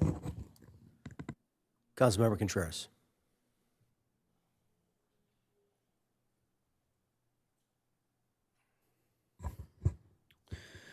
Okay, I'm curious about the comment regarding the money that we helped provide more competition in their application for the Santa Fe, North Santa Fe Senior Village, and that isn't probably the best example. Is that because usually the tiebreaker that the city provides as a subsidy is usually in excess of $1 million? So with the Santa Fe Senior Village, that was a project that was mostly, and I think probably already completely funded. They already Right. completed their entire funding stack, tax credits, private construction loans, everything. They wanted some contribution from the city. It was pretty nominal at $500,000. That's not generally what we provide as gap financing loans for these kinds of developments. As an example, the Grove, as developed by Wakeland, I believe that was closer to $2 million. At 902 Vista Village Drive, that's proposed to be 3.25. Right. So we're usually looking at a few million. $500,000 isn't generally what we would provide as a gap loan for those kinds of developments, which is why I say it's probably not a good illustration of what Right. you can expect to. Okay, that's my recollection too, being on the council since 2018. I've seen that the senior village was kind of an anomaly. Yeah. And also, in the other instances, like in Vista Village, we own the property. So I don't even know if we were to have an RFP, we probably would have to first look and have a council discussion about which property we would allow as part of this plan. And I don't know if, I just don't really see that as a viable option. And the fact that it's been years thus far that we've provided the funding, that we've gone through plan checks, and not one single unit has been built on Vista Village, on those two parcels. And I don't even know when they will be built. So, unfortunately, this nation is going through some dire straits. And because of the global decisions in instability that's happening, the repercussions are huge back home. Here, people are really feeling squeezed. And, this demographic of seniors on a fixed income, I just want to highlight that part of the eligibility is that this is a disabled senior. So I really don't think it's appropriate to say that we should just have our seniors work. The criteria itself is looking at the most vulnerable. Now, one piece of the criteria that I think would be, possibly something we could discuss is the second part where it says head of household who is a disabled senior or has a disabled senior dependent. Potentially maybe we just want to zero in head of household who is a disabled senior as the most critical part demographic to reach out to. So I find it really inappropriate to say that, they should just go find housing, I think. And, I also, it's not so easy to sell your home and try and figure out where you're going to live again. There's a lot of costs that go into selling a home. There's a lot of other decision making that needs to happen. So, I think when I look at Vista, I want Vista to be a place where you buy your forever home, or, you find your forever neighborhood and you get to age in place. And I think we have a responsibility, because we have excess funds, to ensure that at least some of our seniors that are disabled, that need some help, where they can show that after receiving this type of help, that it will bring long-term stability. I think that's the aim of this program. And so it being a senior rental subsidy program, I think makes sense. And so not hearing a second for the mayor's motion, I believe Councilmember Melendez made a motion at the beginning. And so if Councilmember, if you're amendable to all these other points that we've brought up, which is, let me just go through it here, expanding from leaseholder to also homeowners, reducing the senior defined as 65 plus instead of 70 plus. I do think that having the application period in tranches is just helpful to bring data back, because if we're seeing that $125,000 is immediately being used within, a month of applications, that could always come back to the council for future discussion. So I think that would be a pretty good practice. including Section 8 wait list as an emergency criteria. And, okay. And the clarification of disabled seniors. And yes, the clarification of zeroing in on only head of household who is a disabled senior.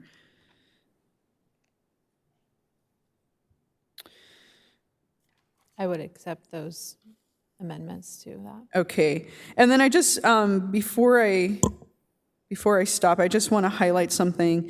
You know, Councilmember Fox, I understand that you're saying that, you know, potentially it's not within the purview of a city to provide housing, but most cities do provide. So I would counter that with the myriad of examples of cities that are providing housing in a variety of forms. Because, you know, I think all our cities around us do that. So I think, you know, this would potentially fit in line with that. So, Councilmember Melendez, do you accept those? Okay. Hearing a yes. That's all I have to say. Thank you. Deputy Mayor. I'm going to throw you for a loop on this one. Because the more I think about it, I actually, if you have if you own your home, I don't know if you should qualify for this program. The reason I say that is because it is such a tremendous asset to have. It unfortunately creates a very tough decision. I appreciate the things you say, that it is not that easy, because I've sold a home before, I've bought a home before, and I know that there's so much that goes into doing all of those things. But if you are upside down on your mortgage, it's typically a newer thing, right? And it also, there are other mechanisms. I think we talked about this on a different program, that like you've had to have exhausted everything with the bank and your mortgage company and everything else before you'd even be eligible for this program. And I think the reality is that because if you've owned your home long enough to be in that position, you've probably invested enough to where if you were to sell it, you could, I don't want to say easily, but you could take those funds and move them into a position to where you won't have the housing insecurity that exists when you live in that home. It's an unfortunate position to find people in, and I agree with you that it is awful, but it makes me really hesitant when there is such a tremendous asset that they may have that can solve the problem and keep people that otherwise might really need their eligibility in this program. It makes it challenging for me to keep homeowners on there. So I don't know if you'd be amenable to that, but I would actually like to see if you own a home at all. I mean, even if you own a home, because if you've owned it more than 12 years, I mean, you're talking, you have 20 years equity in that home, or 15 years, whatever it might be. Yeah, so I would want to keep this strictly to rental assistance. I like all the other changes you made, so I would be supportive of those, but I would like to take homeowners off of it.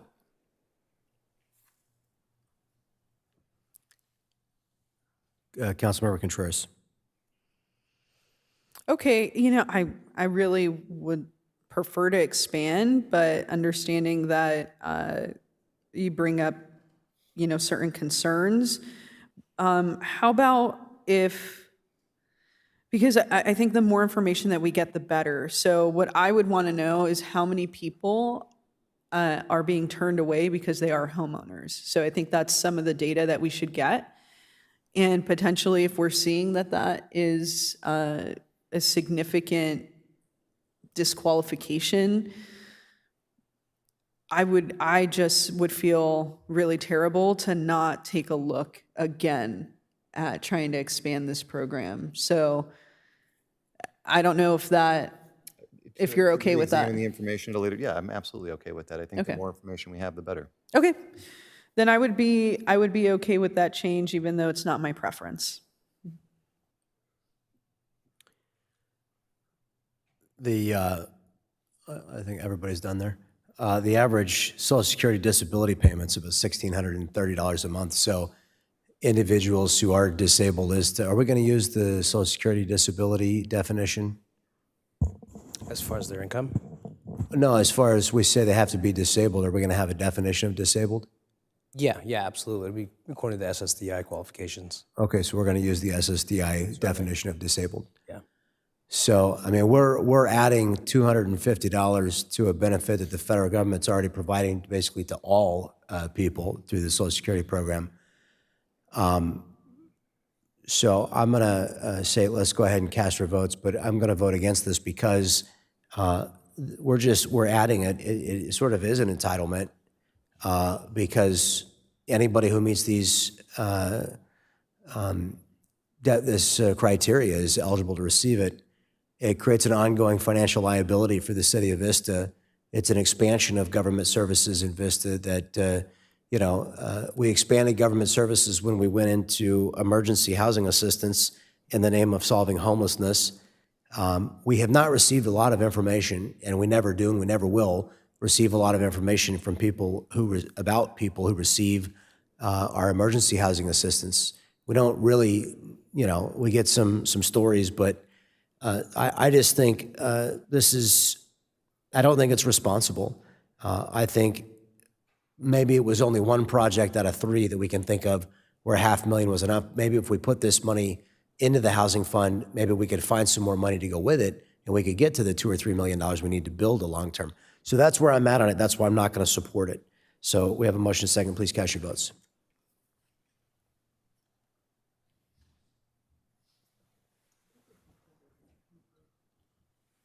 That motion is adopted with 4 in favor and 1 opposed. That'll bring us to our next discussion item, consideration of adding a gang detective. If any members of the public wish to speak on this item, they may indicate so by using the raise their hand feature, pressing *9, or submitting a request to speak card. Speakers will be called upon after the presentation.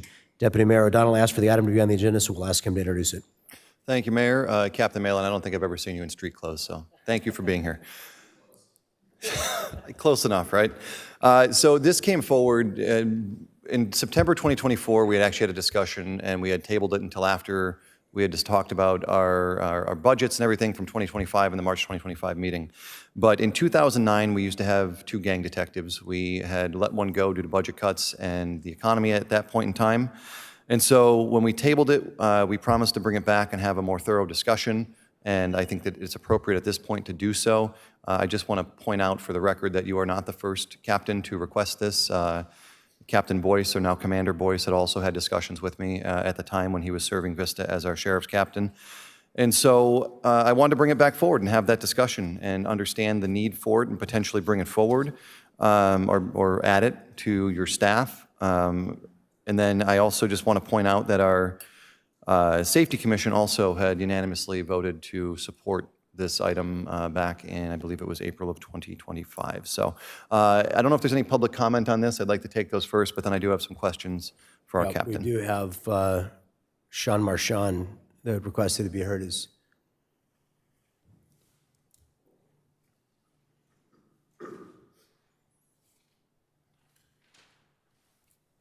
Pull that microphone up to your mouth. Thank you. How's that? Yep. Perfect. Good evening, Honorable Mayor Franklin, Deputy Mayor O'Donnell, Council Members Contreras, Fox, and Melendez. I'm Sean Marchand, District 2 resident, and I am a retired Assistant Police Chief for the City of Oceanside. I'm here tonight to speak on discussion item D3, consideration for the addition of 1 gang detective position from the San Diego Sheriff's Office to work in the Vista Station. It is my experience that criminal street gangs are the result of numerous socioeconomic issues placing vulnerable neighborhoods under the control of criminals. I saw firsthand as a gang detective in Oceanside the negative effect these criminal groups had on neighborhoods, the city, and the region. People who were in fear of their safety and the safety of their loved ones daily. Violence is a tool for the criminal street gangs. I saw it used against the community of Oceanside, including the violent murder of 2 Oceanside police officers. Gangs were involved in numerous other murders, assaults, and robberies because they use violence to maintain an environment of fear. The resolution of this in Oceanside consisted of a focused and ongoing effort to quell criminal street gang activity through accountability. Holding those responsible for the gang activities required us to have an intimate knowledge of the inner working of the gangs and develop meaningful strategies to prevent criminal activity. This provided us with the tools to fully enforce the law upon those preying on other residents. To be effective, we had multiple detectives assigned to monitor gang activity and develop strategies to address the problem. This meant personnel had to be assigned to this as their primary focus of effort as a team. This aided us in identifying those likely to be involved in criminal activities, such as robberies, murders, and human trafficking. From my perspective, there is sufficient criminal street gang activity in Vista to justify an enhancement to staffing in the gang unit. This additional gang detective will increase the effectiveness of gang enforcement in Vista, keeping everyone safer. I support the addition of a gang detective to the City of Vista. A second detective will make efforts to keep Vista safe, practical, and increase effectiveness of the gang unit. Thank you. Thank you. Deputy Mayor? Thank you. Thank you both for being here, actually all three of you for being here this evening. I have a bunch of questions for you, so I'd just like you to answer them as best you can. If there's information you don't have, please provide it as quickly as you can after this meeting. But what is the need for a gang unit detective? Why is it necessary to add one? Absolutely. So just to begin with, I brought Sergeant Creighton. Sergeant Creighton is a subject matter expert in gang investigations, and he has filled that role for many, many years. So he'll be a good addition to be able to answer specific questions that I might not be able to. But back to your question, what is the need for a second gang detective in Vista? Is that the... Or why is it necessary to add one at this point? Because gang investigations require a lot of specialized investigations that go well beyond what one person can handle. Gang investigations oftentimes involve very violent crimes, drug trafficking, human trafficking, and for one person, it's an avalanche of tasks that keep that individual from being proactive to keep those crimes at bay. Can you expand on something you just said? Because that's actually one of my questions. Relative to drug trafficking and human trafficking, can you tell me a little bit about the existence here in Vista of those two items, or those two crimes? So we have a human trafficking task force, and they are the entity that would handle human trafficking in the city of Vista. With regards to narcotics trafficking, and I'm going to use that term loosely, so narcotics trafficking would generally mean very, very large amounts of narcotics, federal charges, potentially over state lines. We deal more with narcotic sales and all of the penal code sections related to that. They can be one and the same. Moving narcotics is moving narcotics for the sale and profit of doing such. We do have those types of crimes in Vista. In 2025, we had narcotics and sales at 56 felony cases in 2025. I can't speak right now to the human trafficking stats, as that is something that our human trafficking task force would handle. It is prevalent in Vista to the best of your knowledge, though. Is that correct? Yes. Thank you. Do you know how many gangs exist in North County? I'll leave that to Sergeant Creighton, please. Yeah, speaking predominantly to Hispanic gangs in North County alone, there's over 17.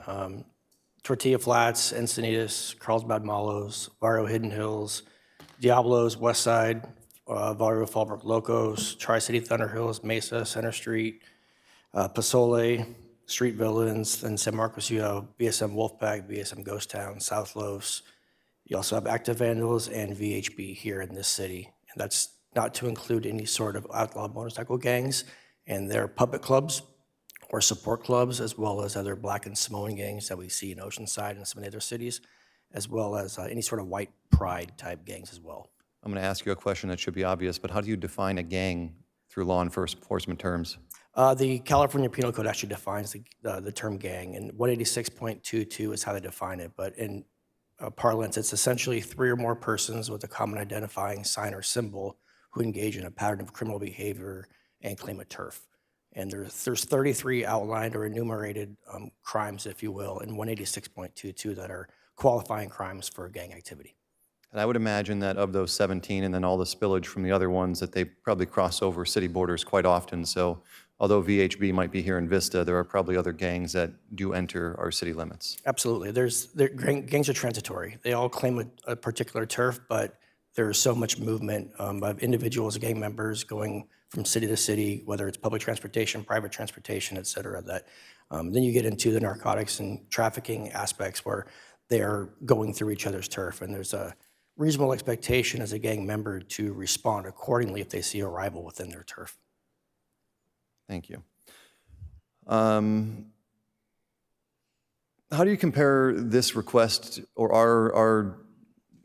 our agency to other agencies surrounding? So does San Marcos have 4 gang unit detectives? Does Oceanside have, I mean, whatever the criteria might be that you want to define it, but how would you compare us to neighboring cities and agencies? Yes, absolutely. So the Escondido Police Department, they have 2 gang detectives, and in 2025, they provided an approximate number of 22 cases that those 2 investigators handled. The Carlsbad Police Department, they have 2 gang investigators, and they reported 33 cases. The Oceanside Police Department, they have 4 gang investigators, and they reported 26 cases. The City of San Marcos, they have 2 gang investigators, and they reported 58. And how many did we report again?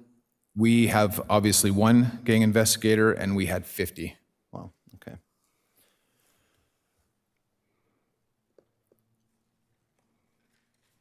Is it possible, rather than adding a new detective, to just take an existing deputy and move them into this position? Good question. No, because to put it plainly, I can't wave my wand and take a Vista Get deputy and put him in that role. So our department has very specific policies and procedures related to the testing and selection for specialized units. So if there were to be a vacancy within SNGT that is advertised department-wide, deputies are able to test for that if they meet the minimum qualifications. After that test, they're placed on an eligibility list based on how they did in that process, and then they are interviewed and selected on those terms. It's also important to note that SNGT detectives are managed through our narcotics and gang division. So that is a separate chain of command from myself. So they have their own sergeant, lieutenant, captain, and commander within that narcotics and gang division. And then if you're an active gang member, how does one get put on a list as an active gang member? So the notion of gang intelligence files, which I'm assuming you're referring to, it requires a level of recording, if you will. There's 5 criteria with our department that's essentially statewide that indicates that if somebody's engaging in gang-related behavior, once they have met 3 of those, there's 3 instances of gang-related behavior, not to include solely being in a gang area. But once they meet those 3 instances, then they would be eligible to be documented on a gang intelligence file. And then depending on how long they are continuing to engage in these behaviors or meet the criteria, if you will, they would remain on that list until they hit a drop-off period of about 5 years if they don't engage with anything. So after 5 years of no activity, they would then be removed from that list? Correct, yeah. And for your edification as well, the notion of a gang intelligence file is not the sole factor involving the notion of being able to have a gang enhancement on a criminal charge. It's an entirely separate entity that the district attorney's office would still be able to move forward or even not file on, depending, irrespective of their gang intelligence record, if you will. And so you said how many cases are in front of our current detective at the moment? In 2025, he handled 50 cases. For 2026, I could give you an approximate. So he has 1, which was a stabbing, which required warrants on 5 phones, social media, data call records, and a residential search warrant. There is also another case that stemmed from a vandalism with an arrest warrant issued, a robbery theft, an assault with a deadly weapon, which has required 5 search warrants, multiple warrants, arrest warrants. There's also an illegal firearms and drug sales case. There's a stabbing. There's a 4th waiver, narcotics and gun arrest. And the rest move into 2025 cases. So what would the average caseload be then for an individual detective, would you say? Because I know, I heard you rattle off all the numbers. I didn't do the quick math on cases versus number of detectives within that agency. Just speaking to San Marcos, where I used to work, as well as talking with Detective Stewart, I would say the average case for the San Marcos Vista gang detectives would be anywhere between 25 to 50 assigned cases. Each case gets triaged, and you have to decide where you want to put your energy and effort into, unfortunately. And with speaking with the detectives in San Marcos, they average about 8 to 9 search warrants in various capacities per case. And that's just writing the warrants. That's not actually reviewing the records, which if you do a social media search warrant, you could get upwards of 1,000+ pages of data that you have to then comb through. And oftentimes these warrants or these investigations are overlapping. And you often solve multiple crimes by, you may be investigating vandalism, but next thing you know, you've actually got evidence about a stabbing case that you may either are aware of or even unaware of. So there's a lot of overlap that you're essentially triaging if you have one detective. You're picking and choosing what the new ape is of the day. So just explain to me in the most layman terms you can, how does this make us safer by adding another gang unit detective? What does that do for our community? What will it do to benefit us? So it frees up the investigations. Basically what's happening is we have one person who is being bogged down. And what that's leaving, it's leaving the enforcement. So the GET team, they work gang street level enforcement.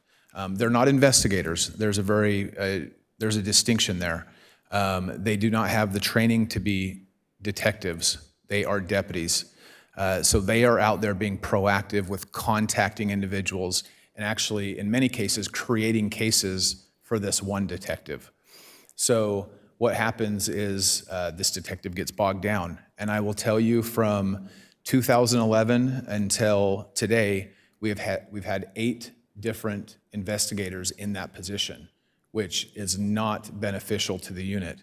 That's a unit where individuals need to stay long-term because of the things you learn and the trainings you go to and the people that you get to know that operate in these criminal organizations. You have to stay for an extended period of time, and that's what deputies and detectives want to do. They want to stay in these positions. But the detective in Vista, over all of these years, they've left in less than 2 years because of the burnout to go to other places where they would have a partner. Yeah, I mean, 16, 17 years they've been operating on their own? Yes. So I can imagine that there's quite heavy burnout on that. I just want to make sure and see if I have any other questions that I missed. And I don't believe I do. Sergeant Creighton, I really appreciate you being here as well. I know that we have like the Rise Above program. We've adopted a lot of social programs within the city to really target our youth to try and build a bridge between not just our deputies, but our fire agencies, first responders, and our community to try and stem and stop the flow of gang activity moving forward as these individuals get older and become members of the community, or more ingrained in the community. But in my mind, it cannot just be that sole focus of programs that will prevent gang activity.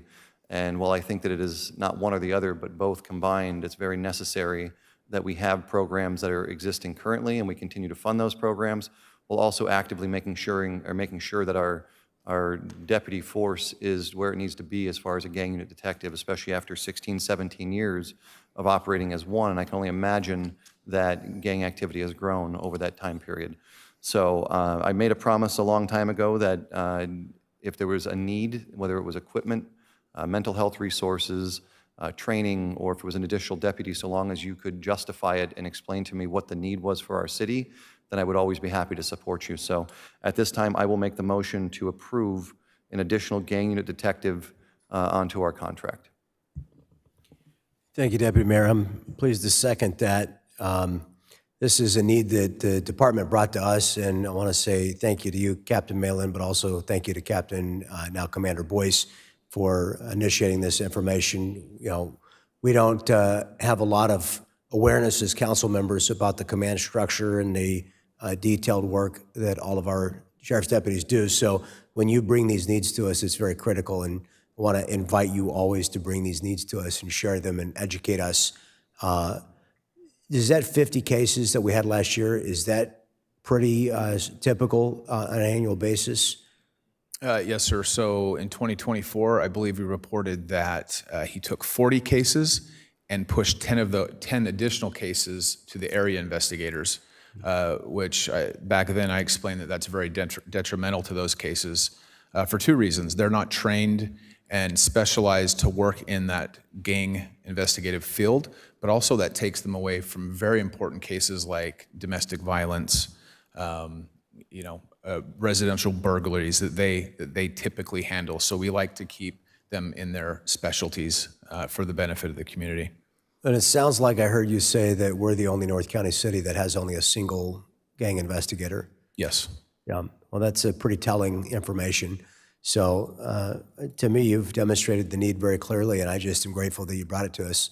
So thank you. Councilmember Melendez. Yes, Sergeant Creighton and Captain Malin, thank you for being here today. Thank you, Deputy Mayor O'Donnell, for bringing forward this discussion.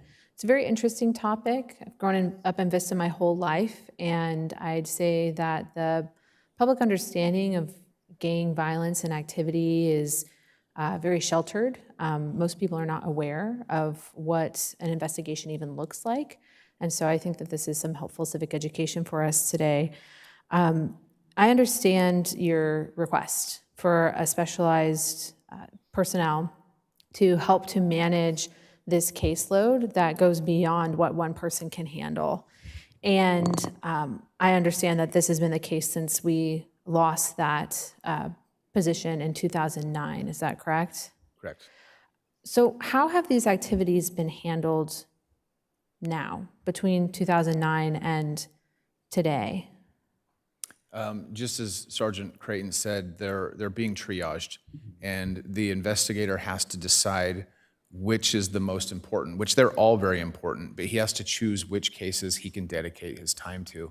And I think it's actually very telling when you look at Escondido, for example. Escondido has 2 gang detectives, and they only had 22 cases in 2025.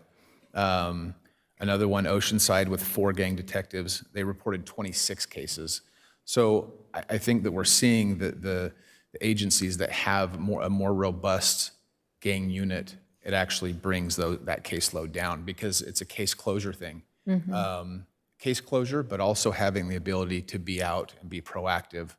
Because one single person, we would never send a single gang investigator out by themselves to conduct surveillance or to contact anybody or to do any follow-up work by themselves. They're always having to pull someone from another unit to go with them. Okay, thank you for clarifying that. And the numbers that you listed for the various cities in our region, those were numbers of, is that the active caseload for 2025, 2026? 2025. Okay, and so that's a reflection of the active cases, not a percentage of those that are resolved.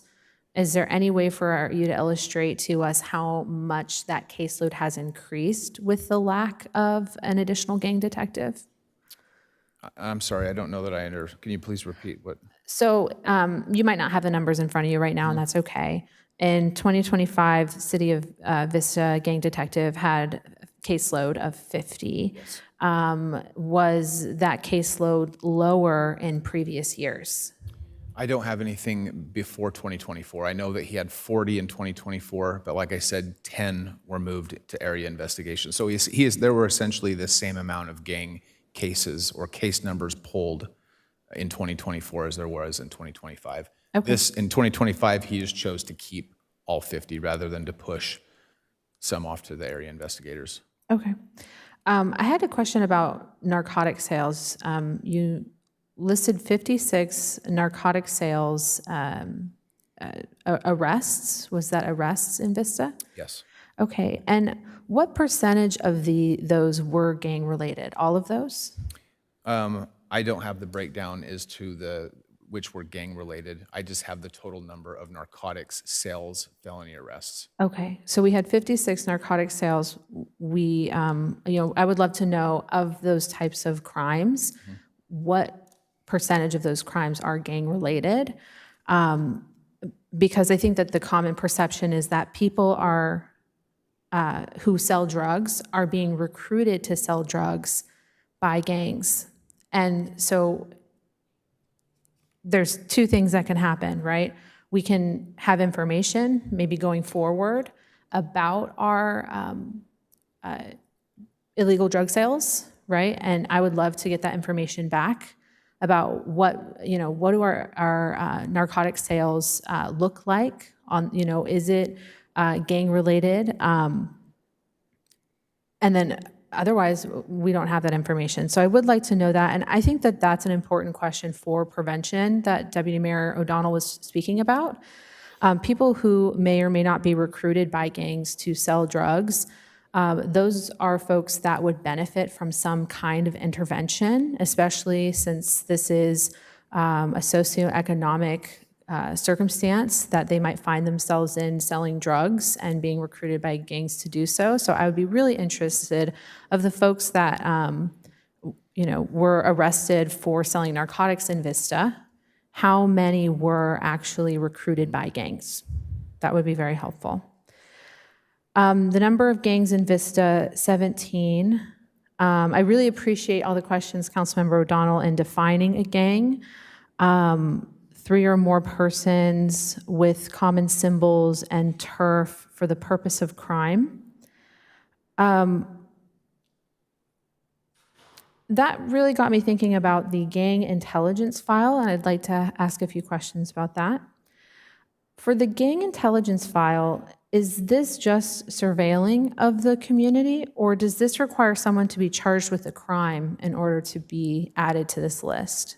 They both are part of the 5 criteria, if you will. So of the criteria itself, you have a person who is self-admitting to be a gang member is one of them.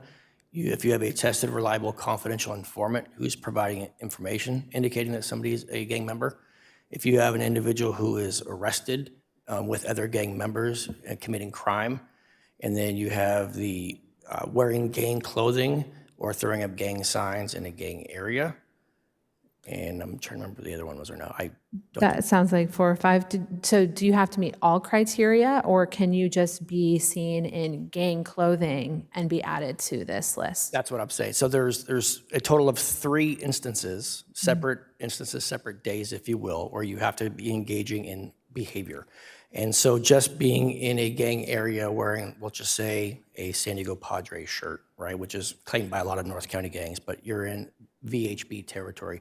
That itself, doing that 3 times would not get you into a gang intelligence file. You cannot just have a location or an association like that big enough to put you on the intelligence file. You would have to actually meet the other criteria at least one other time.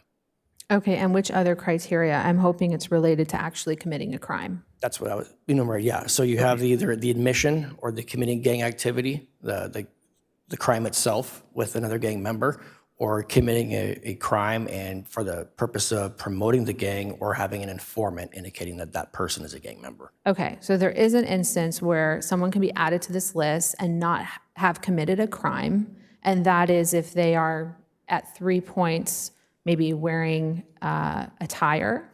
They could be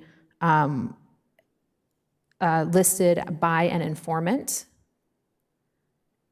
And then that just has to happen one other time. So, correct. So there could be an instance where someone is added to the gang intelligence file without committing a crime. That is correct. Okay. Thank you so much. And so I'm guessing that that's a big part of the investigation and the intelligence seeking. Is that correct? What does an investigation look like for a gang detective? If you could kind of break down those operations and activities for us a little bit more. It really depends on the crime itself, but if we'll just take a vandalism case, for example. Say Detective Stewart gets a vandalism case involving VHB graffiti spray painted on the side of a liquor store.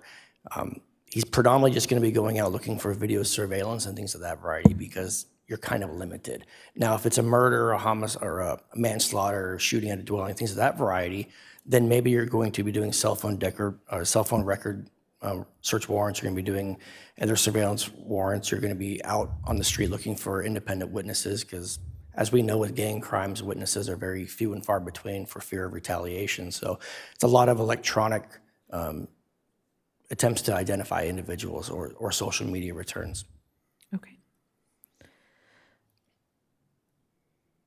Okay, so one of the things we haven't talked about yet is the fiscal impact of this item. Could I get some information from the city manager regarding the fiscal impact for hiring an additional personnel? So I checked with the finance department to confirm that we have sufficient budgets, sufficient funding in this year's budget to accommodate the startup costs of represent the report here, 435 roughly thousand. So if the direction is given tonight, this would likely be included in a quarterly report to come back to council for this fiscal year to pay for the startup costs. Ongoing next year, we have sufficient funding to fund the position. What's the yearly cost for the position? Annual cost is $357,000. Some change. Okay. I really appreciate you both being here. We're in a unique position. If John, our city manager, comes to the city council and requests additional personnel for any other department, he is kind of the sole mouthpiece for that and being able to advocate for our City of Vista teams regarding what their personnel needs are, right? Whether that's Public Works, any other department that you have. And we hold our city manager to the same expectation, right, of being able to prove and demonstrate the need as we would, right, with you being here as well.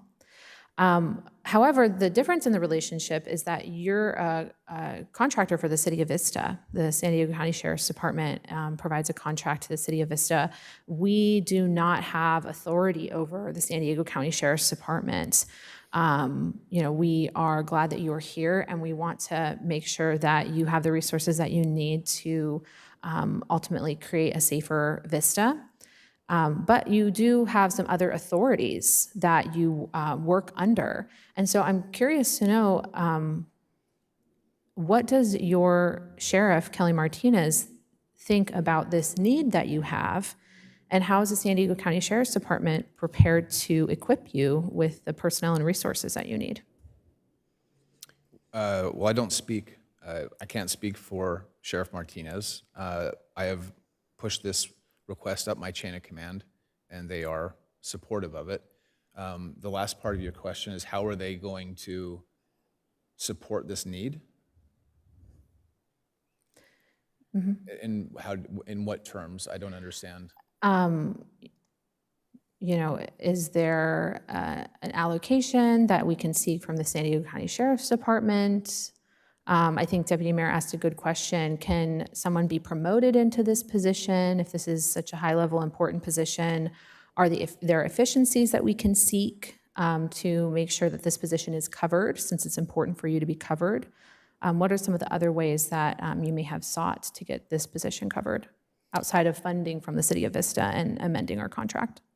I have not sought any other means to fund this position. Okay. My last comments would be just that going forward with a position like this, I think could be an opportunity for us to get more data and information. The council is very proactive with our programming, and we have utilized crime data and information to improve our community programs in the past, whether that be our street lighting program. You all have helped us demonstrate that by providing streetlights in the community, we're able to reduce crime. You've helped provide us with crime maps to get a sense of where are the most important areas where we need infrastructure. We've been able to provide youth scholarships. We're doing graffiti abatement programs, right? So my expectation going forward is that, seeing that there might be support for this position, how are we able to utilize this partnership to strengthen our prevention programs that we have oversight on? We do not have oversight over the San Diego County Sheriff's Department. It's a complaint I get from the public a lot. We do get a number of complaints about the San Diego County Sheriff's Department. And we do not have our own police department.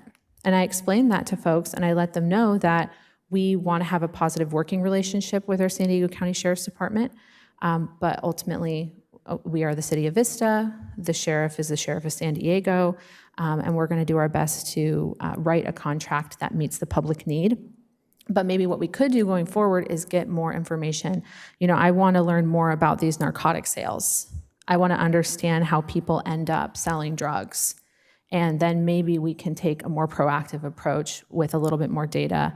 And you can help us get there too, because I think we all have a common goal of reducing crime in our communities and improving public welfare. So I appreciate you being available to answer questions and for being enduring in these conversations, because we have had a lot of conversations. You were also heard by the Safety Commission as well. Did we get a formal recommendation from the Safety Commission?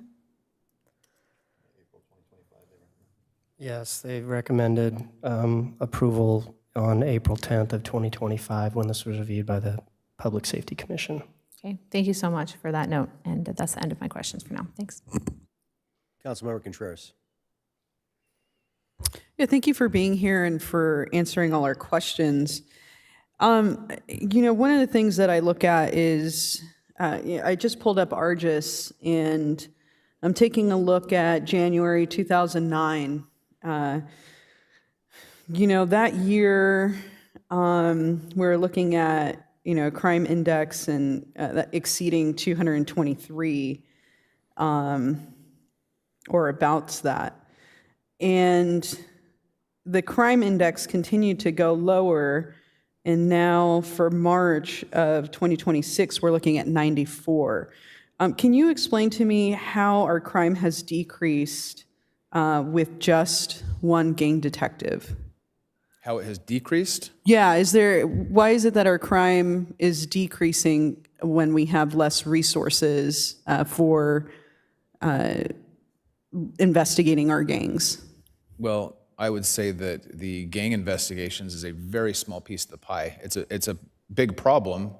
Criminal street gangs are a huge problem, but it's a small piece of the pie. We have so many other deputies, so many other programs that we have working that help push that crime rate down. I don't think you could narrow it down just to the gang investigations as to why crime is low. Yeah, I would just be curious to prioritize a list of prioritized types of officers.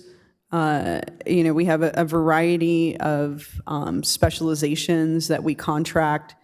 It sounds like, you're prioritizing a second gang detective because of caseload. And I understand that caseload seems to be double or more than double what we're seeing in our other cities. However, there is this conflict that I'm seeing where our crime is lowered. So it's just difficult for me to make an annual budgetary accommodation when on the caseload I see the need, but on the material reality that we're seeing in our stats, there seems to be not a ton of congruency there. So I just have a little bit of trouble with that.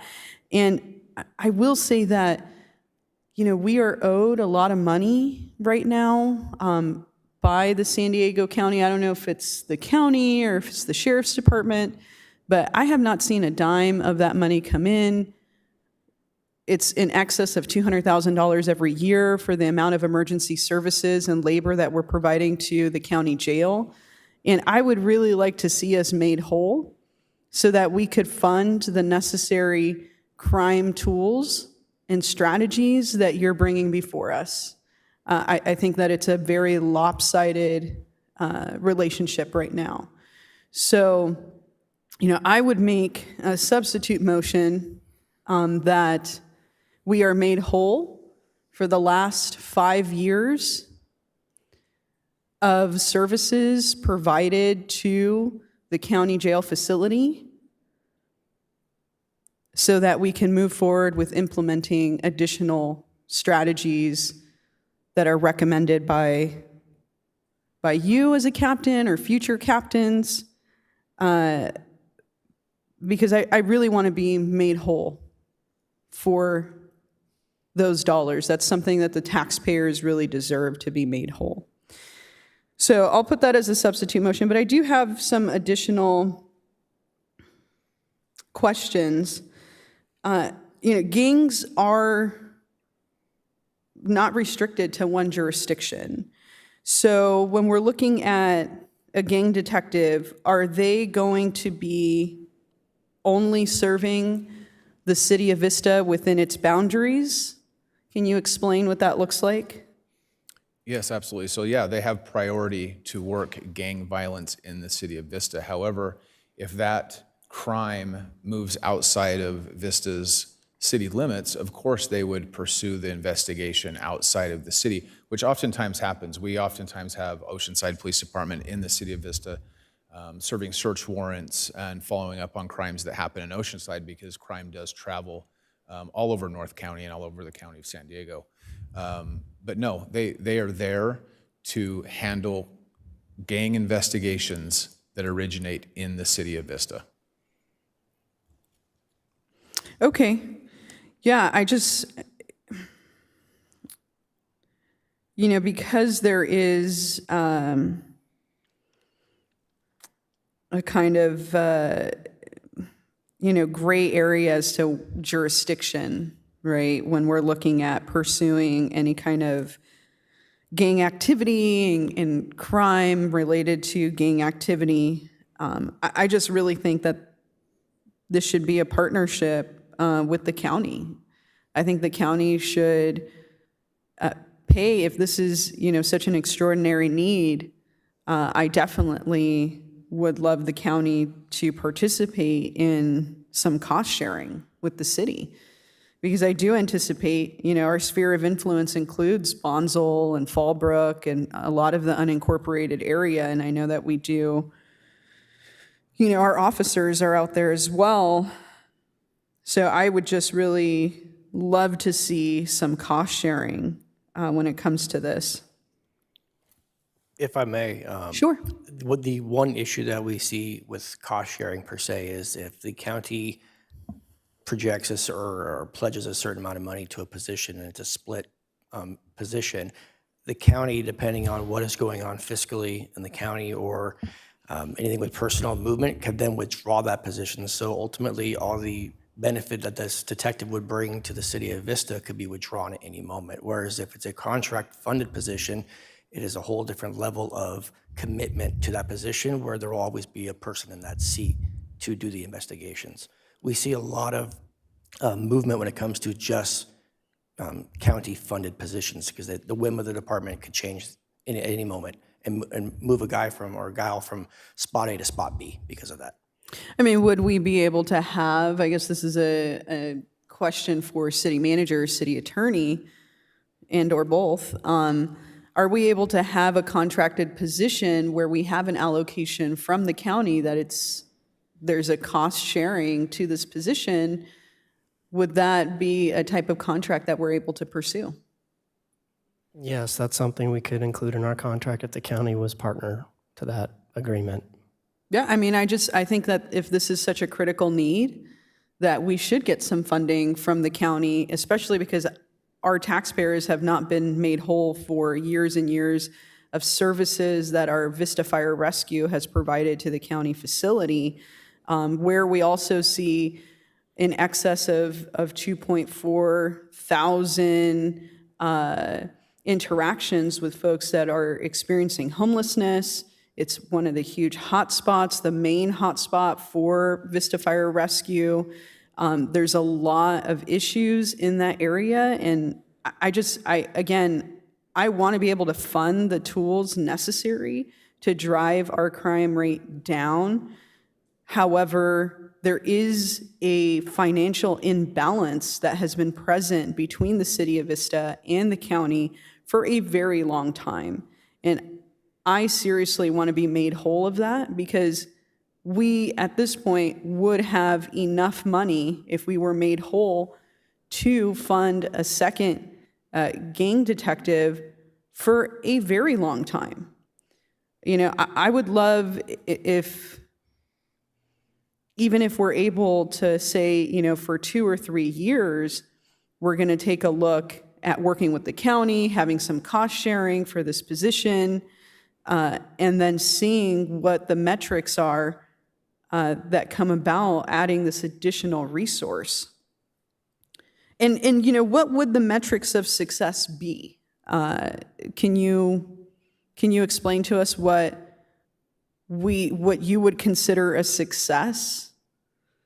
Yeah, absolutely. So a reduction in cases overall, a reduction in violent crime, a reduction in gang crime, an overall feeling of safety in certain parts of Vista, relation to gang activity. I think that the numbers would tell the story if we had that second spot, if we see these numbers drop. I would really want to see that information, because I don't think that that is information that's really ever given to the council when we're talking about adding personnel and seeing what the metrics of success are intended to be, and then seeing if the outcome meets those metrics of success. Because if they're not, the taxpayers were funding in excess of $300,000 annually a resource that's not getting to the results that we anticipated. So I think that's really important for the council to take into consideration, because right now what I'm hearing is that we're going to have a second gang detective in perpetuity, and I just question what the return on investment is. And so if we're not seeing that, and the only way that we would see that is specialized reporting to the council, maybe in a public forum, maybe it's in our weekly update. But that's really critical for us, because, you know, in seeing that this discussion was going to come before the council, I spoke a lot to folks in my district, District 1, which is one of the districts that I would just assume, compared to all the other districts, that we might see more gang activity. And maybe I'm wrong. But in speaking to my constituents, they really question how much gang activity is out there, because we may have X amount of cases, but how many of them, when reviewed, ended up being a valid case or not? And so I think that's important to know as well.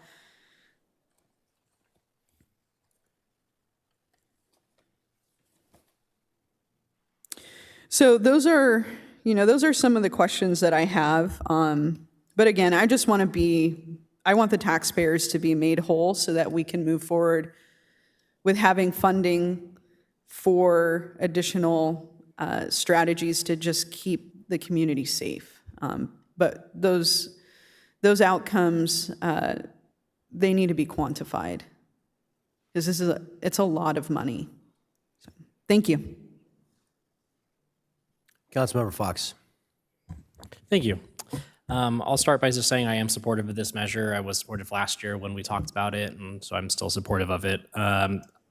Right as a new council member, one of the very, very first things I did was I had a meeting with then Captain Malin and asked him if there was one thing that would help the department operate better here in Vista, what would it be? And he told me a gang detective. That was the first thing that I heard when I came into it.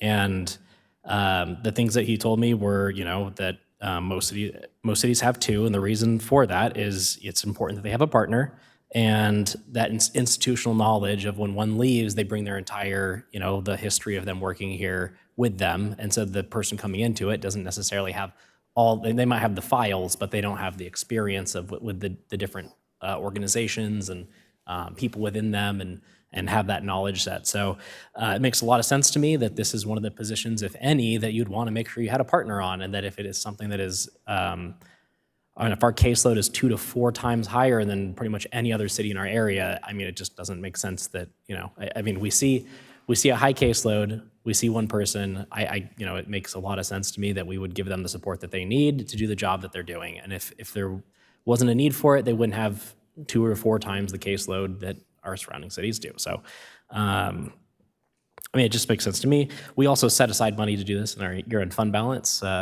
And so, you know, we had this conversation, and and thought it was worth funding. So, I think that with all that being said, I mean, I agreed that I think that we should have that conversation with the county about the money that we're not getting made whole on because of the jail. But I'm definitely not going to stop a need now for a conversation that we have to have with a different organization. So I'm supportive of it. If you already had a second, correct?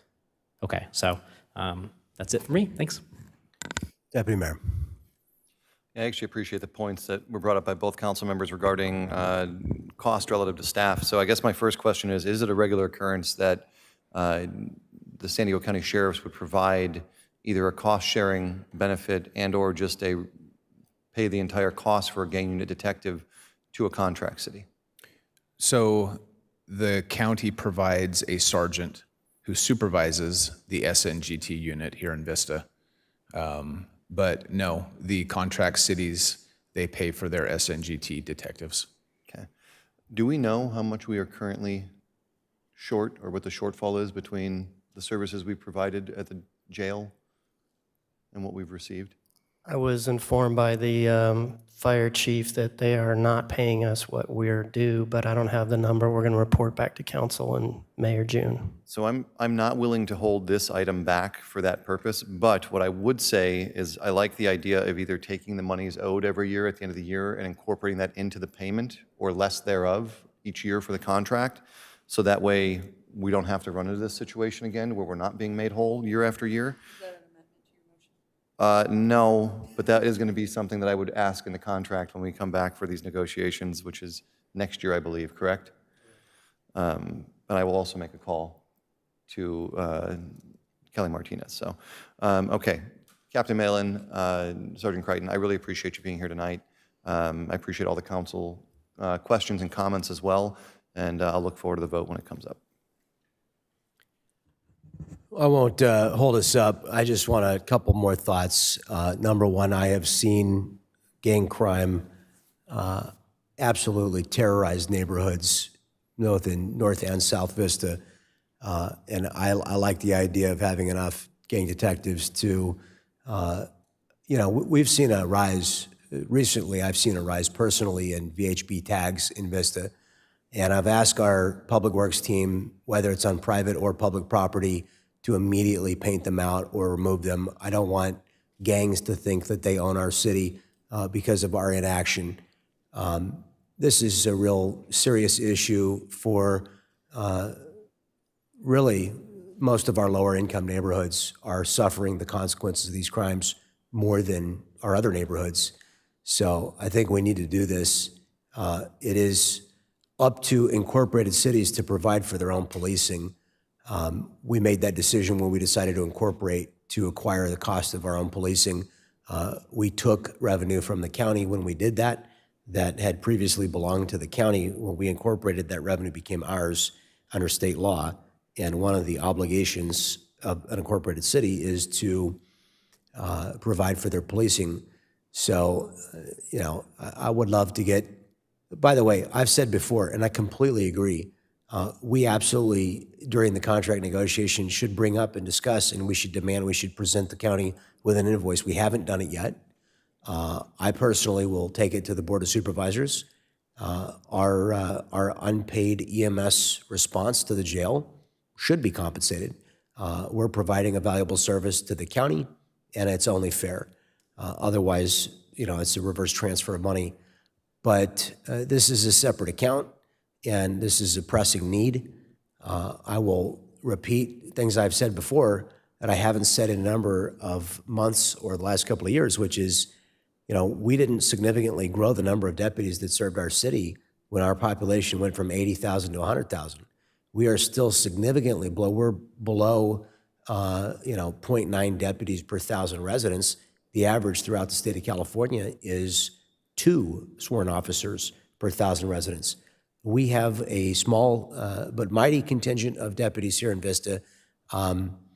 We do receive the benefit of, are you the sergeant that supervises all the gang detectives throughout the county? I supervise the North County Regional Gang Task Force. So we receive your services and that's one of the examples of support that we receive by virtue of our contract with the Sheriff's Department.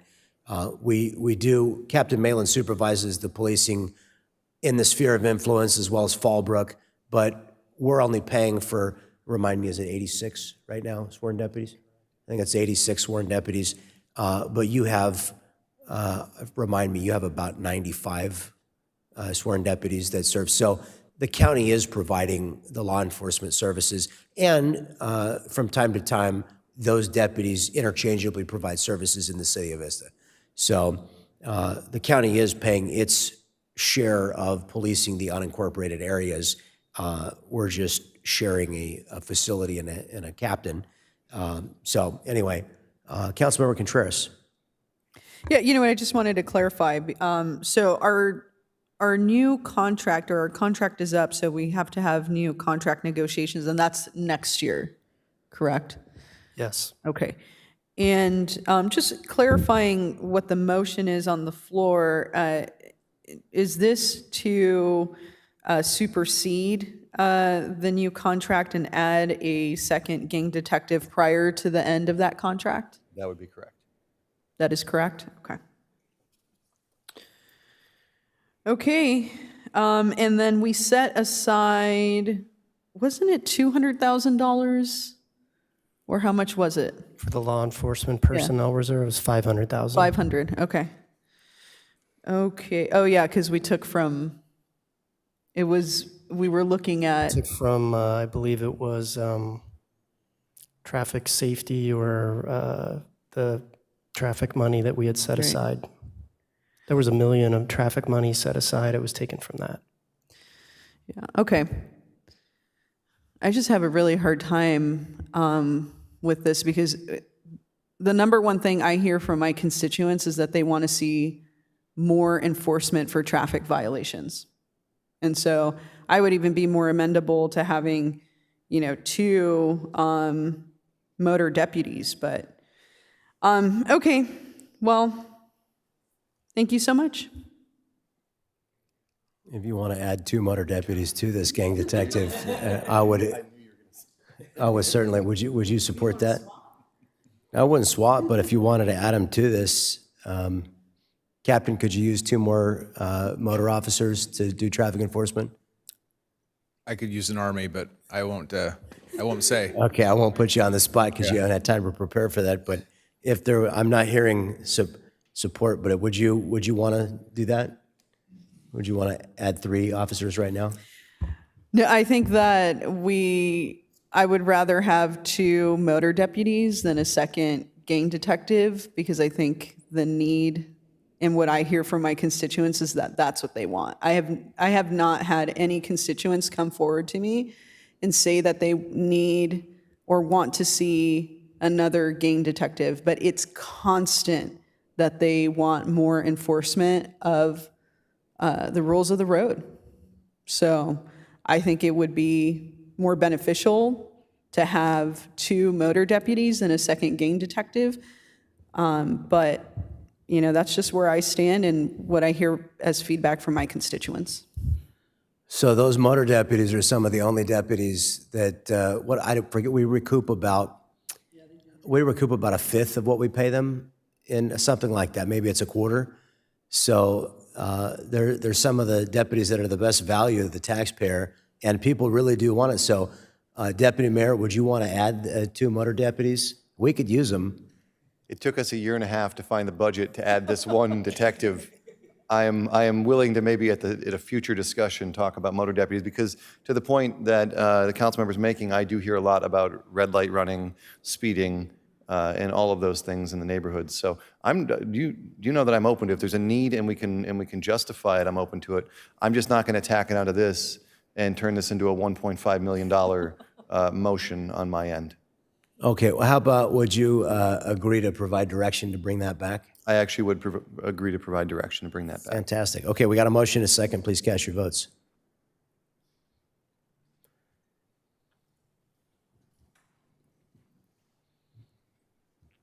That's approved with 4 in favor and 1 opposed. That will bring, thank you very much, Captain and Sergeant and Lieutenant. Thanks for sitting through our long conversation tonight. Thank you. Appreciate it. Keep up the good work. Yes, thanks for keeping us safe out there. Okay, that'll bring us to our next discussion item regarding the licensing. This is D4, licensing of cannabis-related uses. If any member of the public wishes to speak on this item, they may indicate so by using the raise their hand feature by pressing *9 or submitting a request to speak card. Speakers will be called upon after the presentation. Councilmember Melendez asked for this to be on the agenda, so we'll ask her to introduce it. Yes, moving on to a legal drug sale discussion. Great segue. You can't make this up. Okay, so tonight we're going to talk about licensing of cannabis-related uses.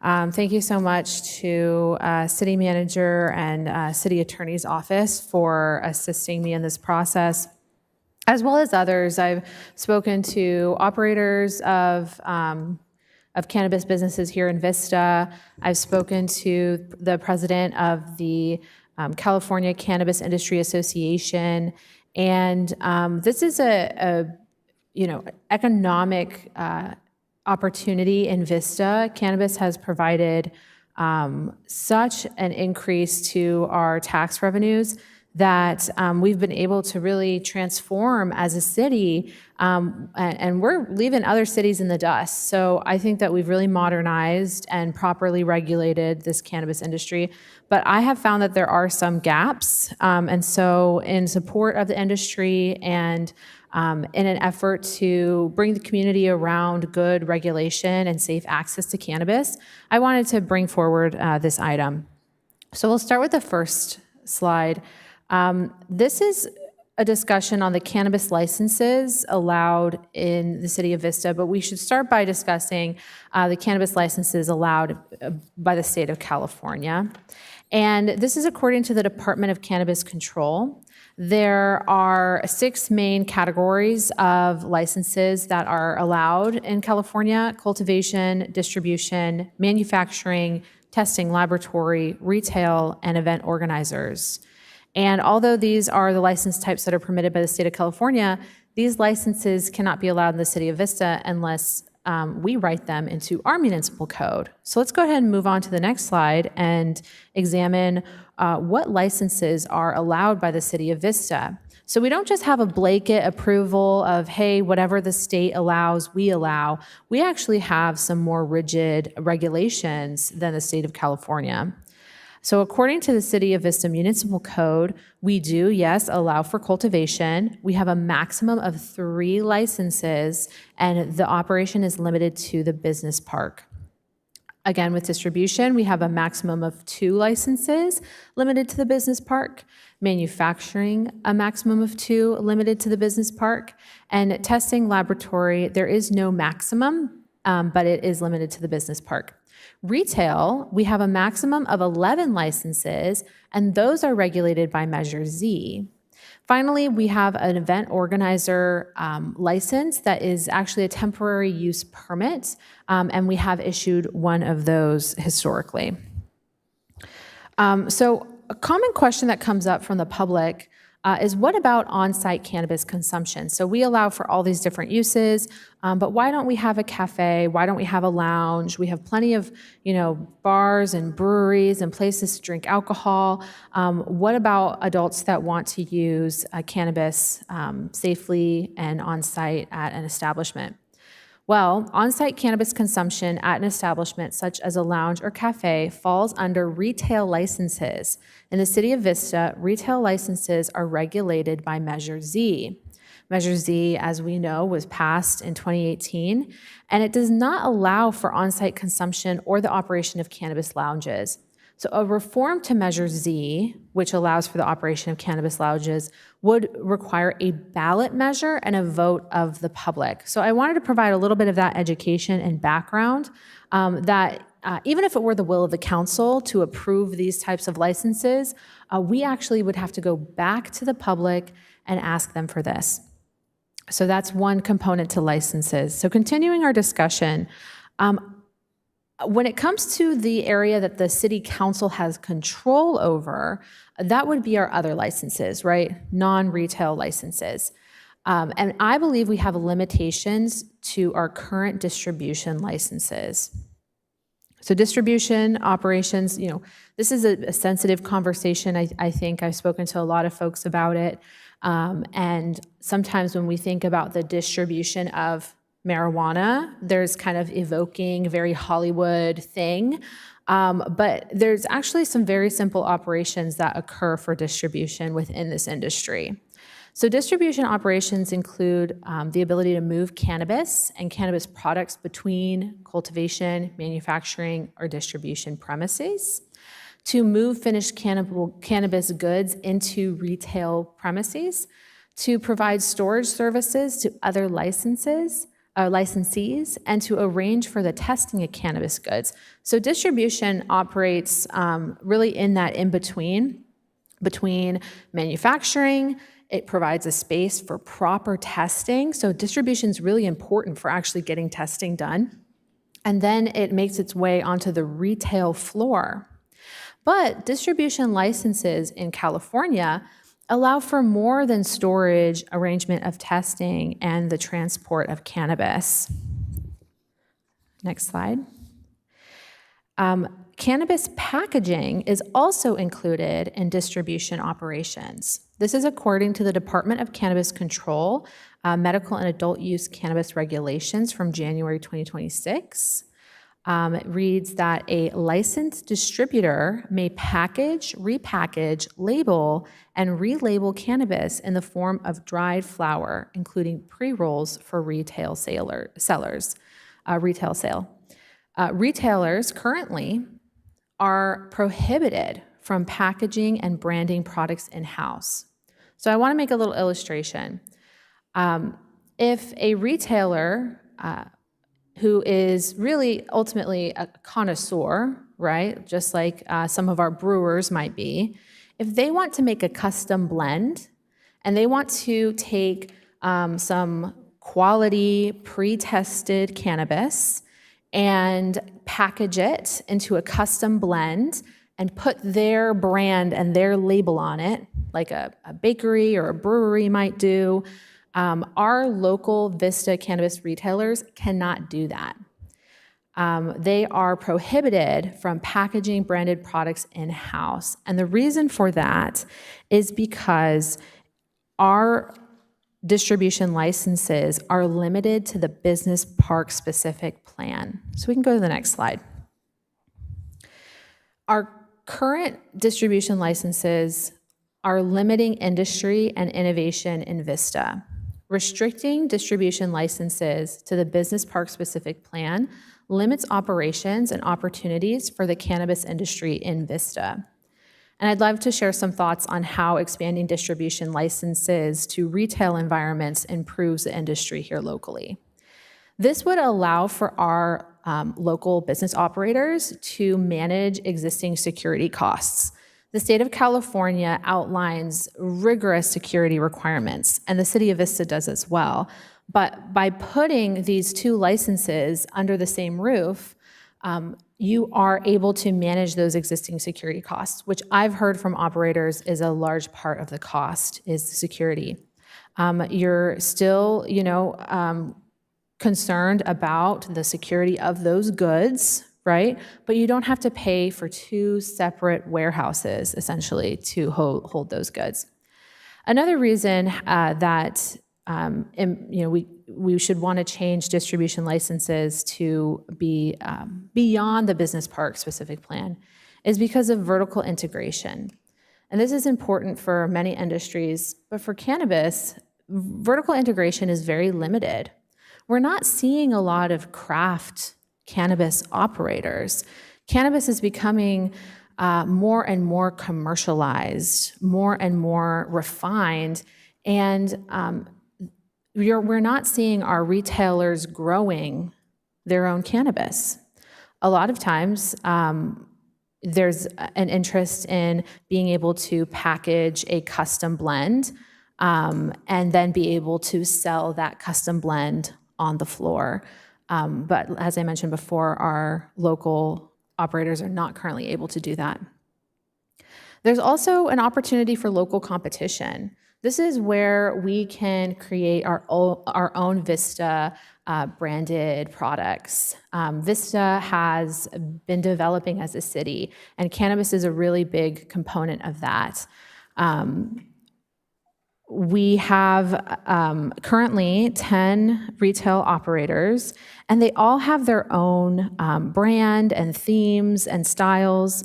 And being able to provide your own custom cannabis products that are prepackaged under a distribution license would provide more equality in this local competition. It would mean that smaller shops would get the chance to actually put their name on something rather than having to pay a big manufacturer to do that. This also promotes a craft product market. We've seen a lot of success in our Vista craft brewing industry with these types of models where we're combining distilleries with tasting rooms. So being able to combine licenses and uses can actually create a better product experience overall. And then lastly, I think that there's a need to expand distribution licenses. Distribution is often seen as just transporting cannabis from one area to another, but there is this key operation that's included in distribution licenses that I think has been overlooked. I've spoken to people about it. It's kind of like, oh my goodness, I did not realize that packaging cannabis or pre-rolled joints is also part of distribution.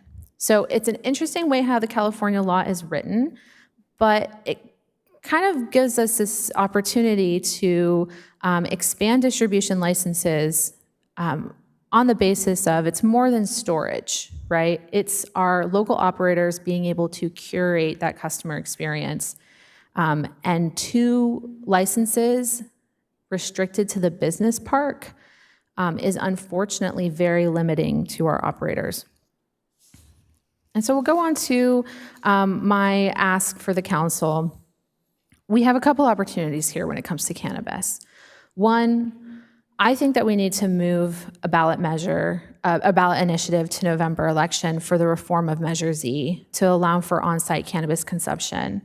I'm having conversations daily with folks that are looking for safe access to cannabis, and just like any other adult recreation or adult consumption of alcohol, I really think that this is something that we need to move forward with. There is such a stigma around cannabis use, but there is not only a social imperative and equality that should drive us to reform Measure Z, but there's also the economic opportunity that could come with allowing for cannabis lounges and cafes.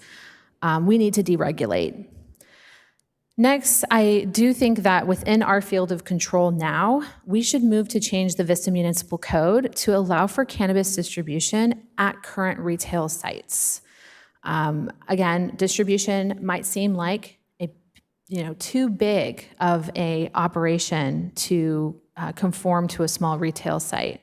But the existing security is there, as well as the function of being able to package your own craft products. And I think that that should really motivate us to help improve the industry here locally. So that's my ask of the council, if we can entertain some of these thoughts. I have additional references that I can share, but ultimately this might be the first of ongoing discussions, and I hope that we can support our local industry, an industry which supports our local economy and has helped to shape the prosperity here in Vista. I appreciate your time, and I would ask that we call on any speakers of the public. And just to clarify so that I understand, with this regard to number 2, you're just looking for our Measure Z licensees to be able to package a product at their store? Yes, and what would need to change in our municipal code is that we would need to do away with restrictions of the business park specific plan, because there are operators, retail operators throughout the city of Vista that do not operate in the business park specific plan that are basically locked out of an opportunity to bag their own cannabis products and make those custom blends and provide that exceptional service to their customers. Question for you. Couldn't we just create a new class of license that's like, craft product packaging, call it whatever you want, and allow any of the Measure Z licensees to have access to that and just allow that one thing? Are you trying to allow other uses or just about the craft packaging? The reason why I'm presenting it this way, and I have explored the packaging licenses with the city attorney, as well as the California Cannabis Industry Association, is that we're also having to be constricted by California law. So we can't just say packaging only. This is the safest way to go about it because it means that when the cannabis gets into your storeroom, that you are receiving tested cannabis because of the processes that take place between manufacturing and distribution. If we were to allow for distribution activities at a retail site, then the weed would be tested. It would be safe for public consumption. That's a really big motivation for me, is making sure that testing is done. The other component is that there is no specific license that we can provide outside of distribution. If cannabis retailers want this opportunity, like they have perhaps in other cities, I think we could take a look at that. I see city attorney nodding that perhaps there are other cities. Oh, no, were you not referencing that? Okay, nodding at something else. Let's lock in.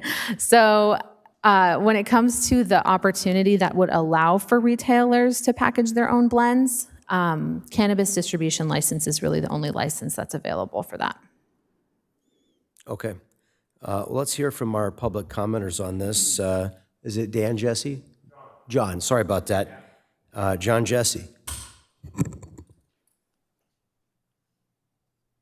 this is a big thing for me. I'm locked out.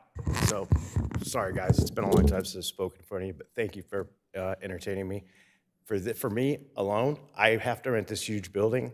I have all this extra space. My rent's $14,000 a month. I'm giving you guys $15,000 a month in taxes. I need this. I can give you another $7,000 a month in taxes.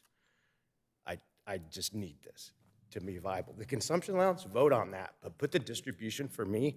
This gives me competition because I'm competing against people that have 13 stores. I'm one owner with one partner. I'm dying. I need this. It's simple. I can buy, licensed, packaged, tested weed, put it in a bag, and cut my cost by 50%. And I can pay more taxes. So I beg you to do this for me. And for the city of Vista, if you guys need more money, I can give you a lot more. I was on the other end of this. I've been to prison twice for this. I got this license. I stood in line for 2 weeks out here. Give me this, please. I appreciate your time. Thank you. Okay, now we have some commenters on Zoom. We'll start with Madison Rapp, followed by Peggy Walker. Hi, can you hear me okay? Yes, we can. Okay, so thank you for the opportunity to speak to this item. As you consider licensing of cannabis-related uses, I urge you to focus on what increased commercialization means for the young people in our community. Whether it's cultivation, retail, or events, increased licensing increases overall availability. And when availability increases, youth access increases, even with age restrictions in place. Teens don't typically walk into these stores. They obtain marijuana through diversion, older friends, and social networks. More licensed businesses simply mean more product circulating in the community. What's especially concerning today is the potency and form of these products. High THC concentrates and vapes, often reaching extremely elevated THC levels, are now widely available and heavily promoted. They are designed for intensity, and they carry greater risks, particularly for developing brains. It seems concerning that it is being called an opportunity for retailers to be able to custom blend and repackage these high-potency products without any further oversight or knowledge of the health effects. Recent reporting has highlighted rising concerns about youth mental health, including links between high-potency cannabis and serious psychiatric outcomes. There is growing acknowledgement that commercialization has outpaced our understanding of the consequences. For young people, increased exposure leads to normalization. When cannabis businesses become a common part of the landscape, the perceived risk declines and use becomes more likely. That change has real implications for mental health, academic success, and long-term well-being. You have the opportunity tonight to set the tone for Vista's future. I urge you to limit expansion and instead prioritize strong prevention efforts and safeguards for youth. These decisions will shape not just today's marketplace, but the environment our children grow up in. Thank you. Peggy Walker, followed by Sainara Velasquez. Peggy Walker. Thank you. Good evening. I'm opposed to this reform. As a youth mentor and public health professional, I ask you to look beyond tax revenues to research showing the real risks and harms of marijuana availability to young people. To be clear, the pot industry's business model is to hook future generations, and when it's available, kids will get it. Studies show kids who live within 10 minutes of dispensaries have higher use, psychosis, ER, and hospitalization rates. Studies show pot causes youth IQ loss, impaired brain development, and reduced cognitive function. UCSD found young pot users experience worse processing speed, inhibition control, and working memory compared to non-users, differences that seem small but add up to affect learning, everyday functioning, and cause long-term brain changes. Studies show marijuana poses significant physical and mental health risks from psychosis, anxiety, depression, and suicide, which is rising, to a variety of cancers, lung diseases, early stroke, and heart attack risk. These are strong for those under 25 who are using. County data shows significant marijuana-related ER admission rates for youth 12 to 17, and Rady's Hospital reports disturbing marijuana poisoning rates in children 5 and under. You speak of supporting industry, but what about youth well-being? Expanding marijuana availability and crafting products sends a message that you elected leaders approve an intoxicating drug that's harming young brains and bodies. That's not what we want. Tax revenues are not worth the trade-off of a single child's future. Please reconsider. Thank you. Sainara Velasquez, followed by Wade Olson. Hi, my name is Sonara Velasquez. I didn't come to speak on this tonight, but I am the CFO of the Cannabis Education Project. We are the social equity contractor with the County of San Diego, and I am very much in favor of this expansion. Firstly, talking about cannabis lounges, there is one jurisdiction in San Diego City that allows cannabis lounges today. That is National City, and they have one, and it has been very much a net positive for the tax base of the community. It's also driven tourism and revitalized their waterfront district, leading to increased hotel occupancy. They have not experienced any increases in crime or any other negative public effect because of it. I would highly recommend that the members of the council go down and check out this establishment. Many organizations I work with do all of their events there because it is the only cannabis-friendly venue in San Diego County. Obviously, there's a need for something a little farther north than National City, so I'd highly, highly recommend that you check it out.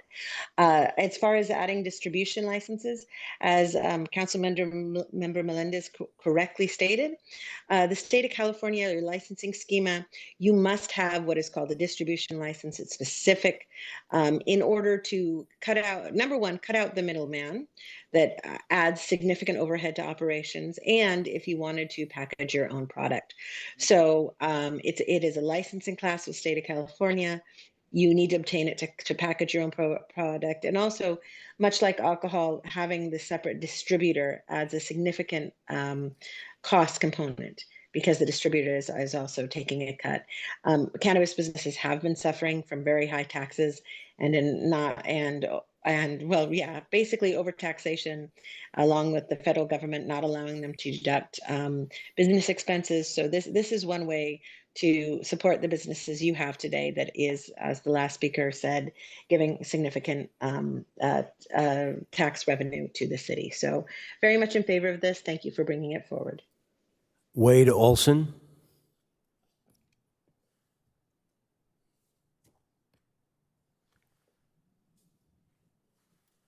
Wade Olson, are you with us still? Yes. Can you hear me now? Yes, please go ahead. Okay. My name is Wade Olson. I'm a resident of Vista. I'm a medical marijuana patient, and I have my state medical cannabis card through the County of San Diego, registered in Vista. I'm on the Legacy of Cannabis Genetics Community Advisory Board, and in the Ganjier program that I'm on, that I got an equity scholarship for. I'm an approved equity applicant in the Cannabis Equity Program in San Diego. And to the best of my knowledge, the only approved equity applicant here in the city of Vista. I hope Vista will approve licensing all types of cannabis businesses. I think consumption lounges and events are important for safe access. I hope to see all types of cultivation, distribution, and manufacturing. I hope to start a lounge and dispensary in Vista, and also a farmer-owned cannabis co-op to help grow the craft cannabis market in San Diego. I also want to make a shared space to help equity cannabis brands get started. I also hope to see Vista develop an equity program that allows people like me a chance in the legal cannabis market. Thank you. Thank you. We'll close the opportunity for public comment on this item. And I want to continue trying to understand. So I'm going to ask, because City Attorney, it sounds like you had some conversations with Councilmember Melendez. So I'm just wondering, I mean, I don't know. This is the first that we're discussing this. I don't know if it's the packaging or if there are other elements of the distribution license that our Measure Z licensees are asking us for. But are we able, so we've created a, if you want to call it this, and I will call it this, a class of distribution license that's available only in the business park. Can we create a separate class of distribution license that's available in other geographic locations? I don't think so. The state has 2 distribution licenses. One is transport only, and then one is a full distribution license, which allows for the repackaging and transport. So we do allow for this type 11 distribution license currently in our municipal code, which is a full license. And so if an entity has a full license from the DCC, I don't think the city has any authority to curtail what they can do in Vista under that license. Why would we not be able to create a special use permit? In order to, like a special use permit for use zoning? Or just a license? Basically, I don't know what privileges a distribution licensee has that I would be interested in curtailing, but I want to avoid any grievous unknown consequences here. So I need a full discussion of, if we're going to, the reason that we originally, and I was one of the proponents of allowing the distribution licenses, I said, we're going to have 11, legal marijuana retailers in Vista. We should have the sundry businesses that support those licensees should exist in Vista, so that we could, A, capitalize on tax revenue, and B, we want to have as much of that industry that supports our businesses be right here in our local, and we were thinking of that as a non-retail. I'm not opposed to this at all. I just don't understand it yet. So I need to better understand it.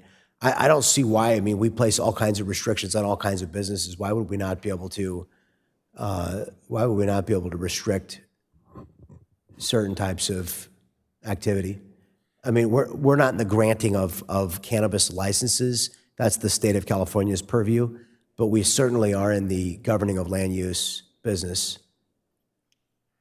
I mean, I would have to look at it to give you a definitive answer, but we would be curtailing, it would be how I'm, just to give you my thought process, it would be us trying to curtail a state of California driver's license on what you can. Like, I don't believe we have the authority to Vista to say anyone under the age of 18 can't drive after 10 p.m. if you have a California issued license. That's kind of the. Well, that's entirely different because you're talking about a driver's license, and I'm talking about literally land use. I mean, what kind of business you can and cannot have. We absolutely govern all kinds of, we say how many tattoo parlors, how many smoke shops. We govern exactly what you do on your commercial property. With that criteria, yes, the council would have the authority to govern put a cap on it, restrict it to whatever zones they want to. But the question I think I was answering for you is whether we can restrict a state license. So we can't restrict the license, but forget about the license for a second. We can restrict the land use. We can, through our land use policy. So what are some of the things that a distribution license might allow for? And maybe it's none. Mayor, could I assist you in this line of questioning? Because I think you're asking important questions. So there's a list here of the distribution operations. Which page? They're not labeled, I'm sorry. So it's going to be maybe the fourth. This is it. This is the activities. Distribution operations, essentially storage, arrangement for testing, and the transport of cannabis. Kind of tell me which page. I got 1, 2, 3, 4, which is labeled limitation of. I will label them next time. No. So these are the activities in addition to. I got a question for, is the label of this, are we looking at a list of limitations or are we looking at a list of allowances under this This is type of? what the operations, this is, if you are doing these operations, you need a distribution license. So this is what a distribution license allows, not what it's, not the.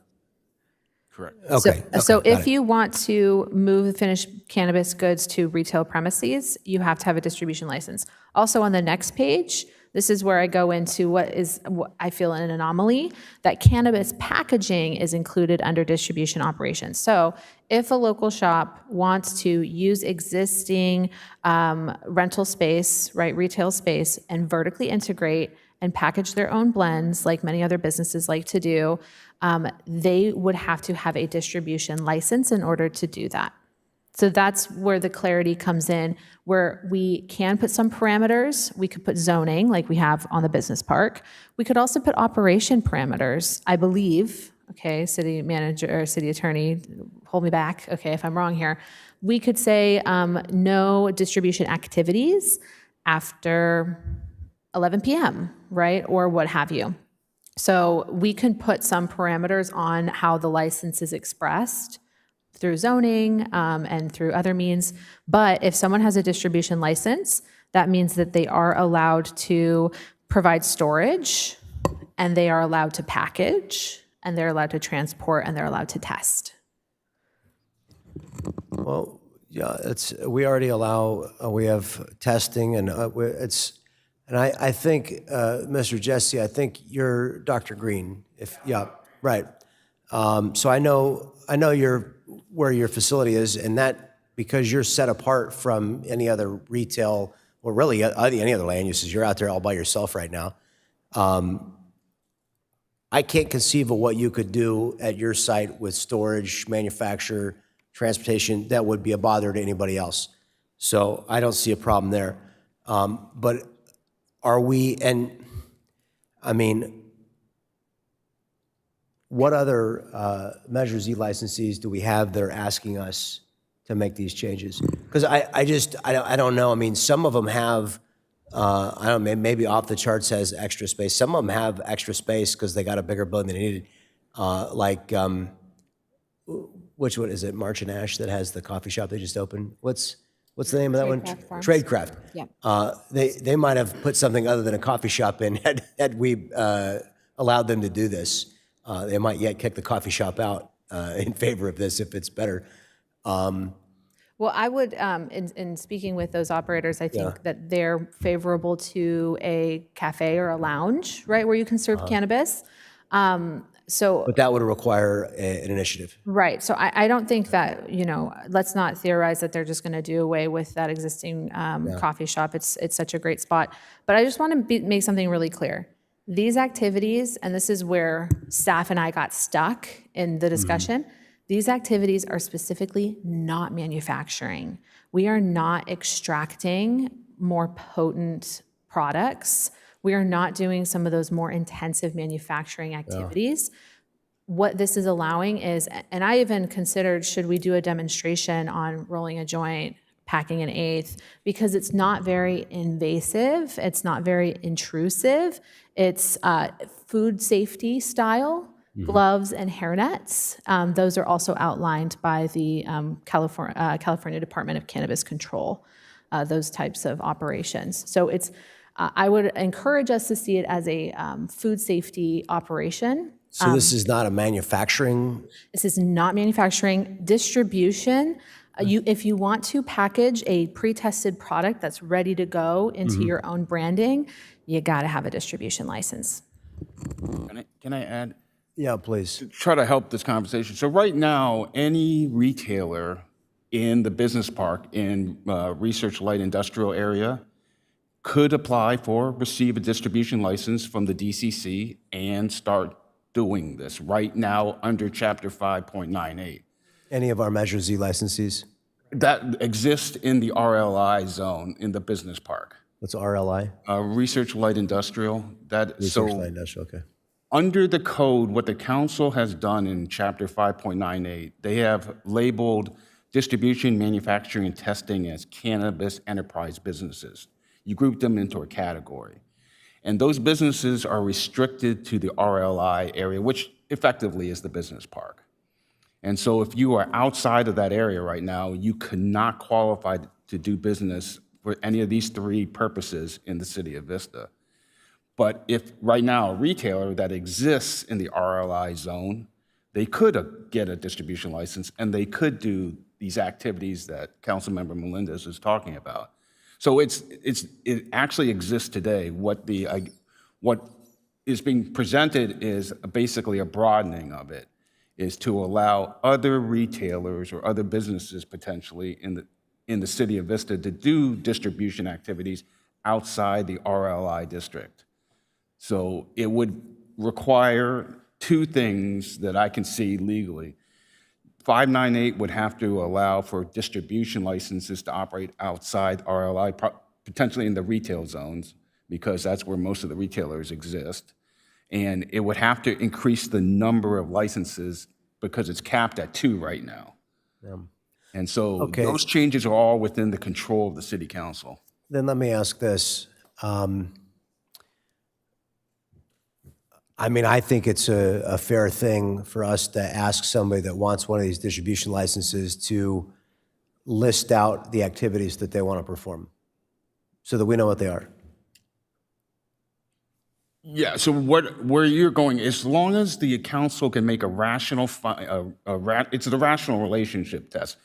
So as long as to meet the constitutional requirements of no disparate treatment and equal protection, as long as there's a rational relation to a government and function like setting hours, setting security requirements, maybe above and beyond the state. Well, our limitation right now council can do. Our limitation right now is for the business park, because we knew that the business park was a place that these types of uses, as far as we could envision them, would not be upsetting to neighboring properties.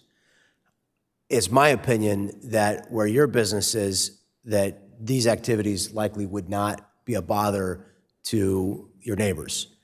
But, I feel like we would need to have on a sort of a case-by-case basis, the other stores, if they wanted to do this, come forward and tell us. I mean, I don't know if we're talking about vehicles coming and going in larger quantity, and I don't mean to ask that specifically of you because I need to know it of all. Yeah, No, I appreciate that. But what I'm really saying is I would need to see that from all the other people who might apply for this when they apply, and then be able to have some discretion, because the bottom line is not every Measure Z location is conducive for what I would, me, when I think distribution, I'm thinking, we've got big trucks coming and smaller trucks going. That's distribution in my limited comprehension here. This is a little bit different take on, I think we can get there for what you're looking to do. My question is, how do we retain some control over it with regard to a wash of unintended consequences in other locations? I just don't want, some of these locations would be very conducive and others wouldn't. So I think we need to look into, what right we have to regulate. And our regulations would be completely okay, because the regulations we have now are about the conduciveness of the surrounding land uses to the function, right? And that would be the exact same criteria that we would apply. What we're really saying is here, we just want to add, do we even have the 2 distribution licenses? No. We have one. So there's one available. There's one available. Yeah.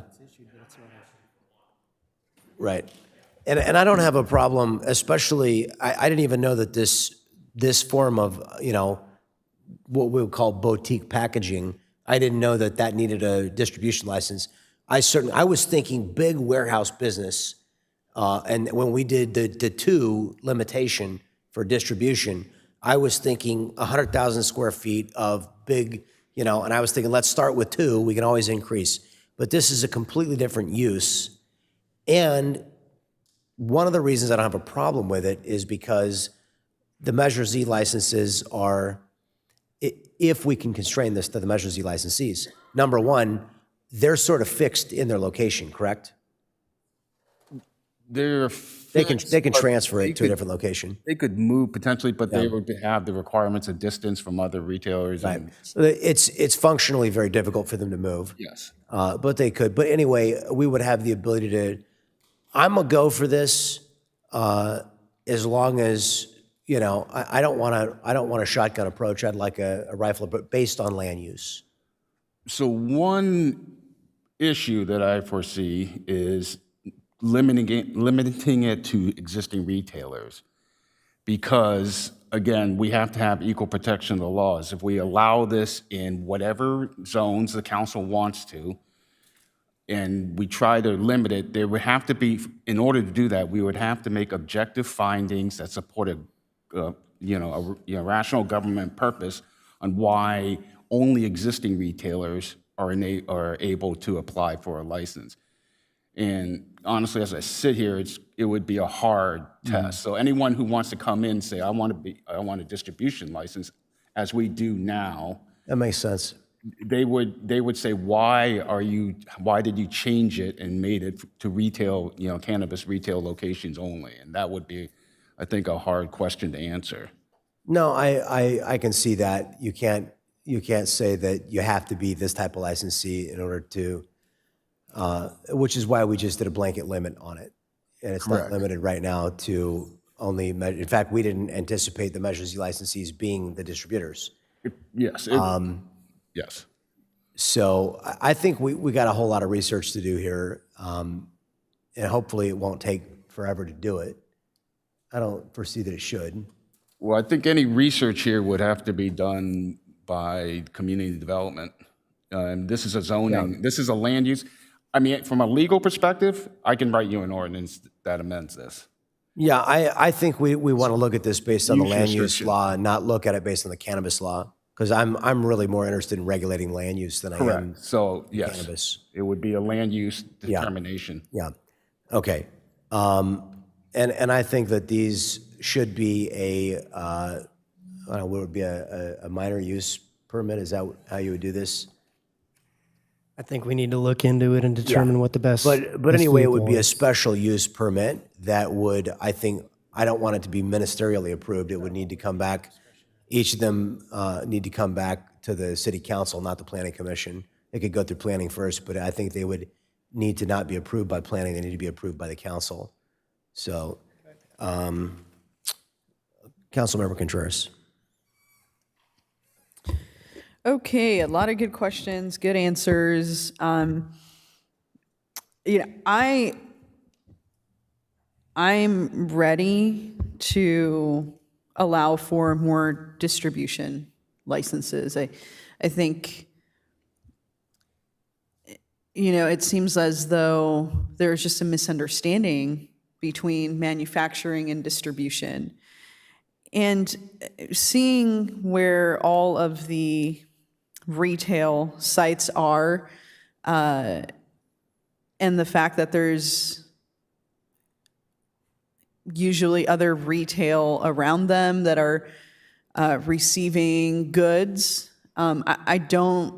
I understand the hesitation, but I also don't necessarily understand it because these activities are already happening to other retail uses around the regulated retail sites that we have.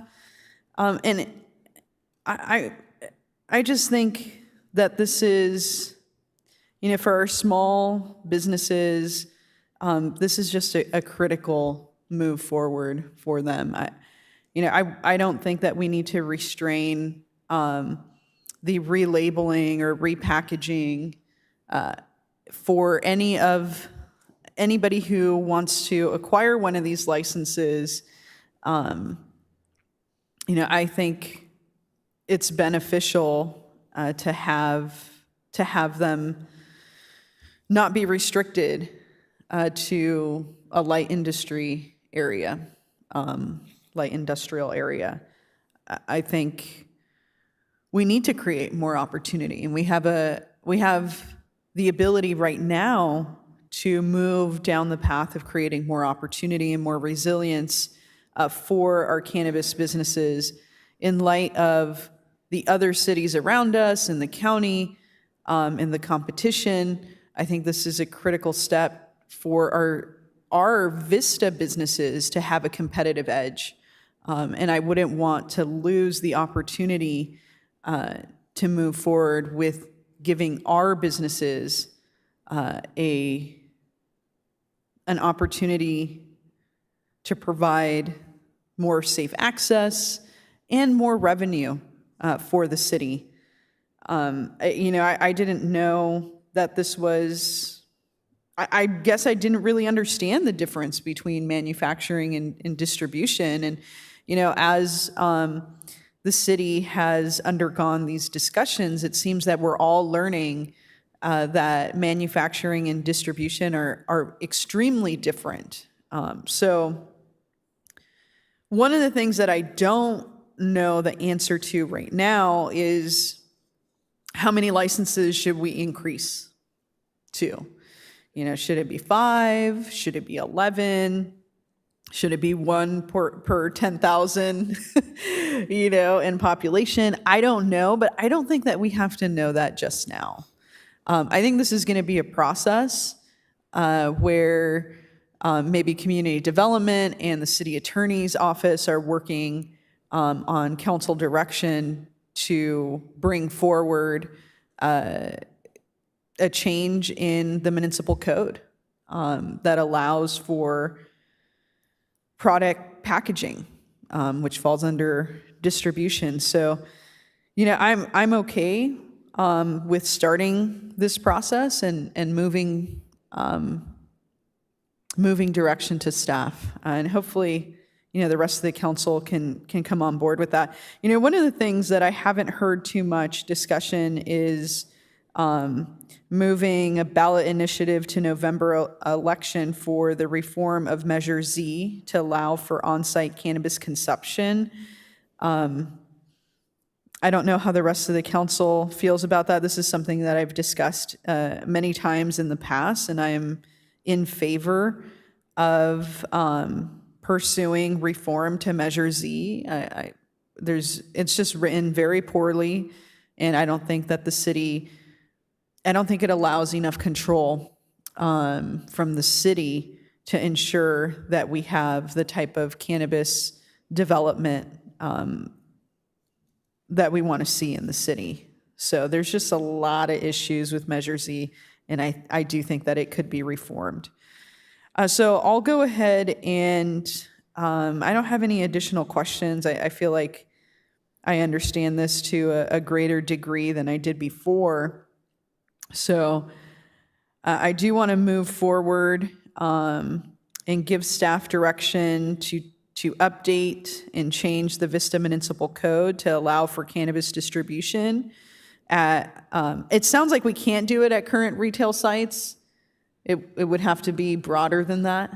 Correct. Right now, the zoning would have to be expanded to, if you want to include all current cannabis dispensary sites, to include all zones that they exist in right now, all 11, 10, and the one application pending, the zones that they currently exist in.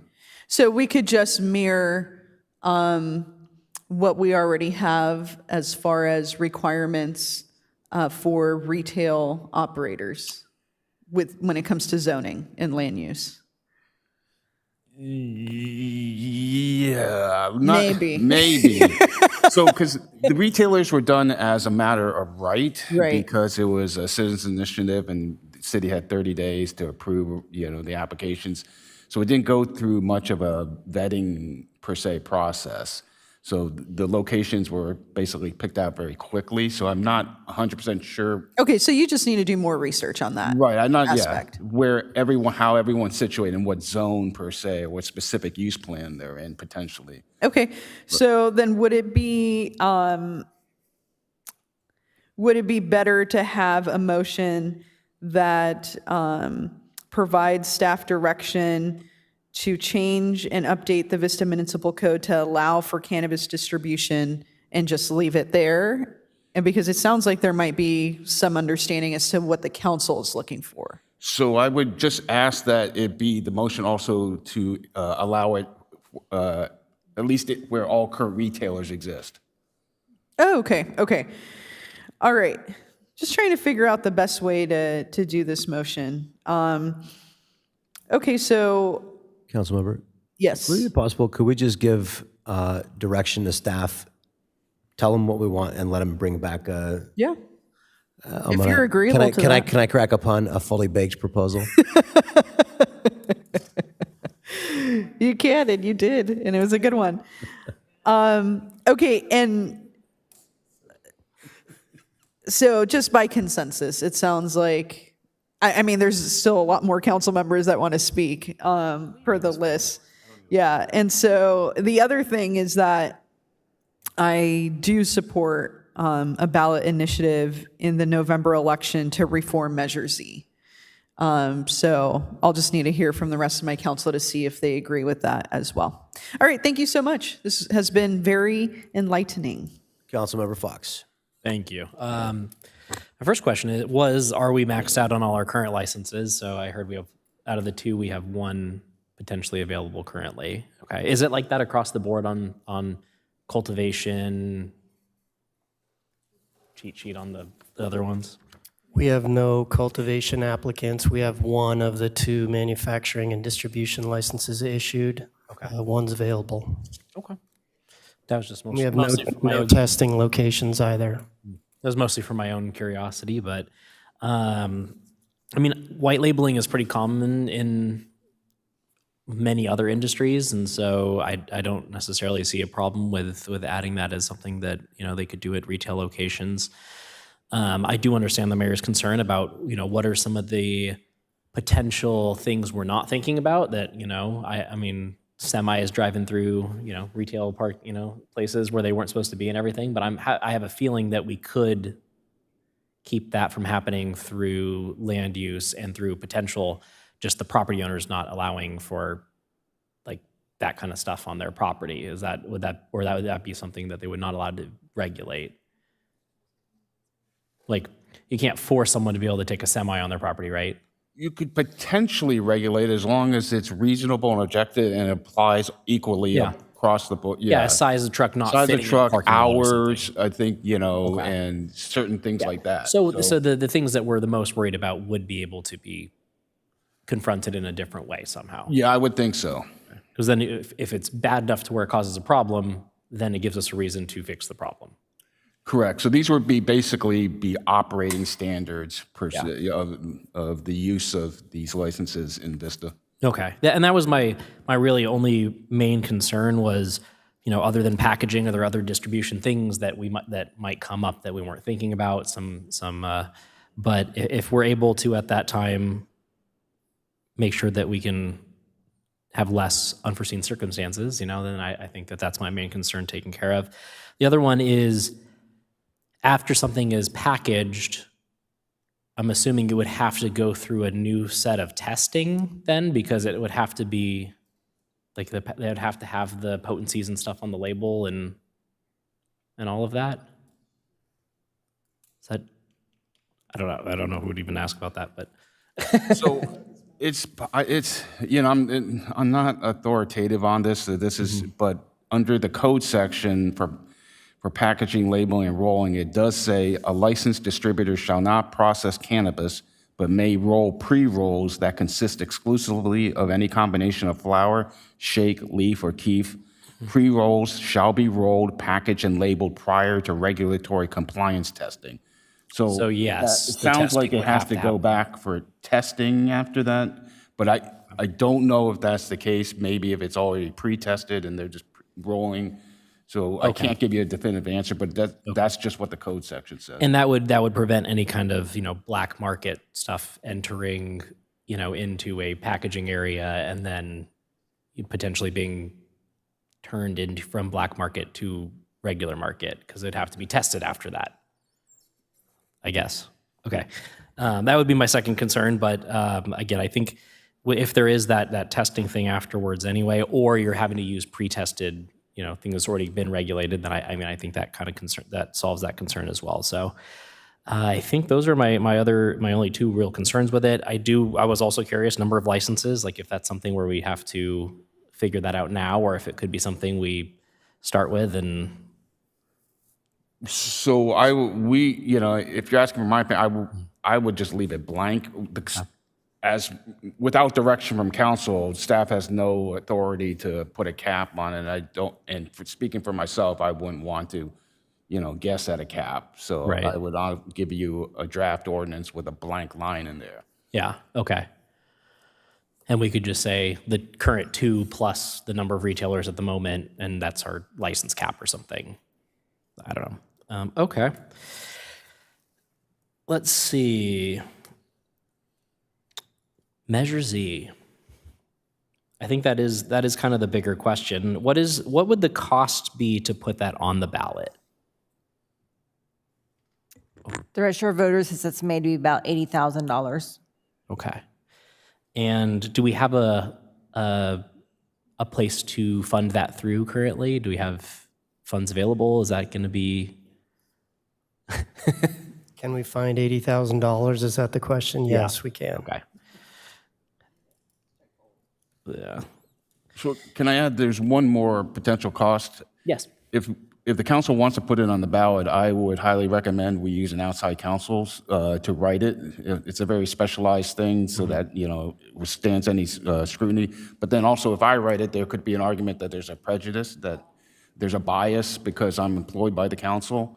Therefore, my recommendation would be to use an outside counsel. And I have talked to one, and it'd be about $20,000 to $25,000 to write the full ballot measure. So probably about $100,000 all in. Okay. And I would think that this would also, if we do go down this route, I think it would be reasonable to see if there's anything else in Measure Z that we can knock out all at once. If there's anything that the city, especially if staff has had if they've seen some issues. Okay, pause. So, I think that's something staff would, Kathy and I talk about quite often. I don't want to potentially kind of, water down what the purpose of it is. And again, our titles and our neutral statements limited to 500 words, so if we put too many different things in there, it's hard to convey exactly in the short summary title, in the neutral statement, what this is about.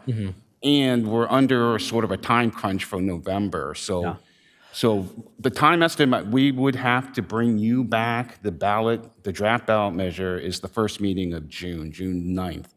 That gives us one meeting, June 23, to take any corrections or guidance from the council to update it, because we need to submit it to the registrar early August, and the council is dark in July. So, right. So if the council's will is to put a measure on the ballot, I would actually at this time, say keep it simple. Okay. Now, I will say that if there's anything that's an emergency that you see is pressing, I think that that's reasonable. But I agree. I understand keeping it limited. So Yeah, I don't think there's anything pressing. We've been able to regulate and work with the dispensaries and around with Measure Z, effectively in the last couple of years. Okay.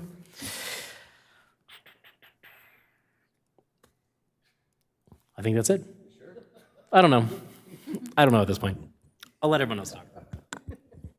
Before I recognize Deputy Mayor, I think we need to see a full list of the things that we want to change about Measure Z.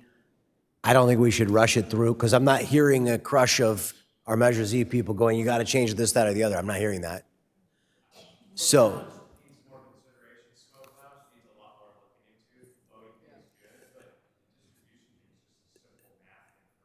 what I would say is, why don't we immediately begin the process of having a listening session with our Measure Z licensees and ask them, and you could put it on the ballot in 2026 and have it fully thought through without rushing it.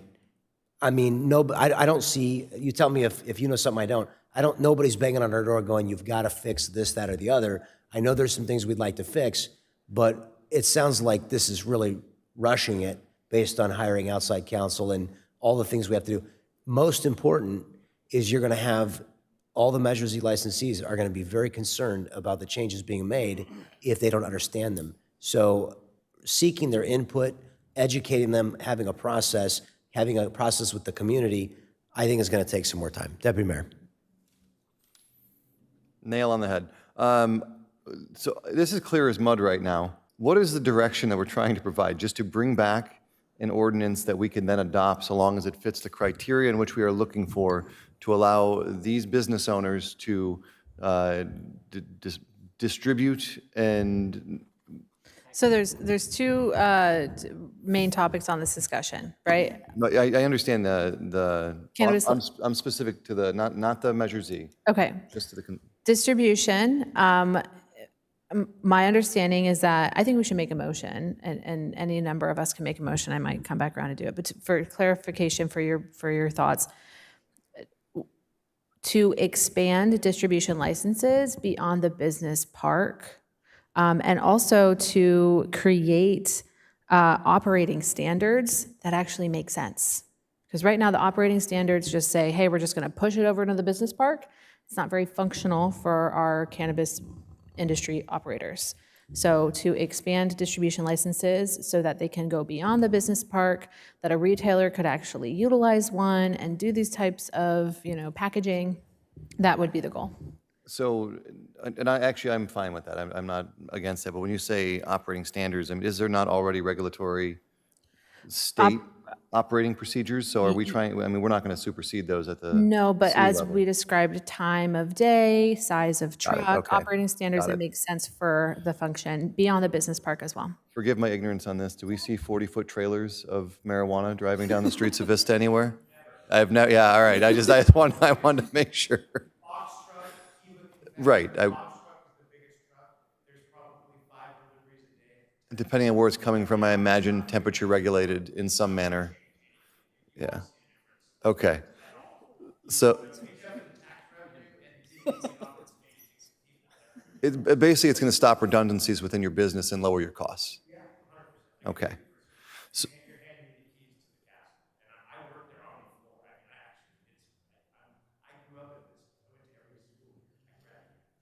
awesome.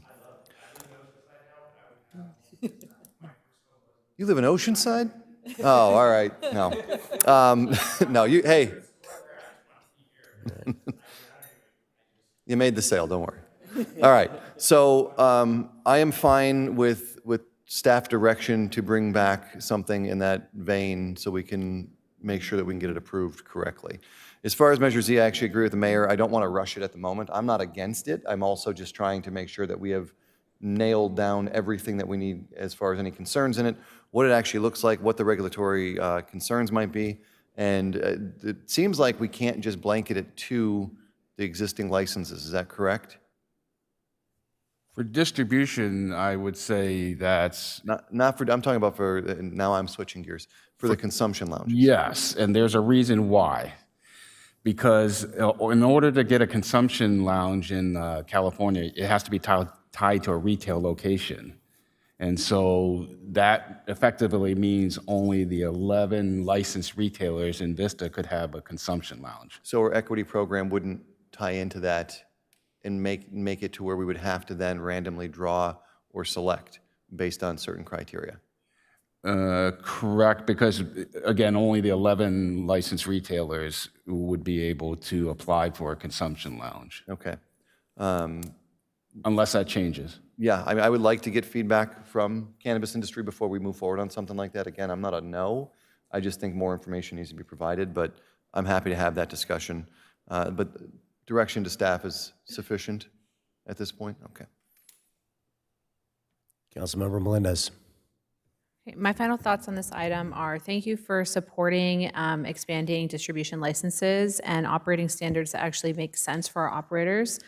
Also, my thoughts on reforms to Measure Z. I really want to make sure that we are moving forward with reforming Measure Z, not just with our cannabis retailers in mind, but with the public in mind. And the public has been calling for us to establish an opportunity for these types of businesses. So regardless of, if half of our cannabis retailers want to open up a cafe and the other half don't, and they're dueling it out, what does the public want? That's where we can put it on the ballot and let them decide. So I'm happy to work on this further and engage those industry members, but ultimately I have conversations with the community all the time where folks are letting me know that they would like to see this. So that's all I have to say. I really appreciate the time. Thank you, John Jesse, for coming through and providing your expertise, and thank you, City Manager and City Attorney, for guiding us in this process. Next steps, I think that we should go about it, take those two separately. How soon do you think we would be able to discuss distribution licenses? That's going to be up to the city manager because it's really community development that has to work through the zoning and uses and restrictions, operating standards. So writing the ordinance is pretty straightforward once I have that information. I'm going to say it could be June, but it's more likely August. Okay. Thank you. No, I'm not asking because of rush on this. I just wanted to get a sense of time frame. I know our time frame for Measure Z reform is a little bit different. So that's all from me. Thank you so much. I mean, also, I would be willing to consider, because I've got exactly one business owner that's asking for this. If there were others that were sitting here tonight, or if they come to us in the next couple of weeks and they want the same consideration, I would give them the same consideration. But what about a simple amendment to the current distribution license that simply puts his parcel into, we can have two different distinct areas within our existing regulation. See what I'm saying? We just add his parcel to the reg, because right now it is restricted to It would be a zoning designation, though, not a parcel. So we give him that zoning designation. But the zoning designation would allow it within all those zones within the city. So there's some analysis that needs to happen there. Can we give him a new zone? Can we make up a new zone for him? I have a solution for this. I thought about this. We basically have created a cannabis row in Vista along South Santa Fe.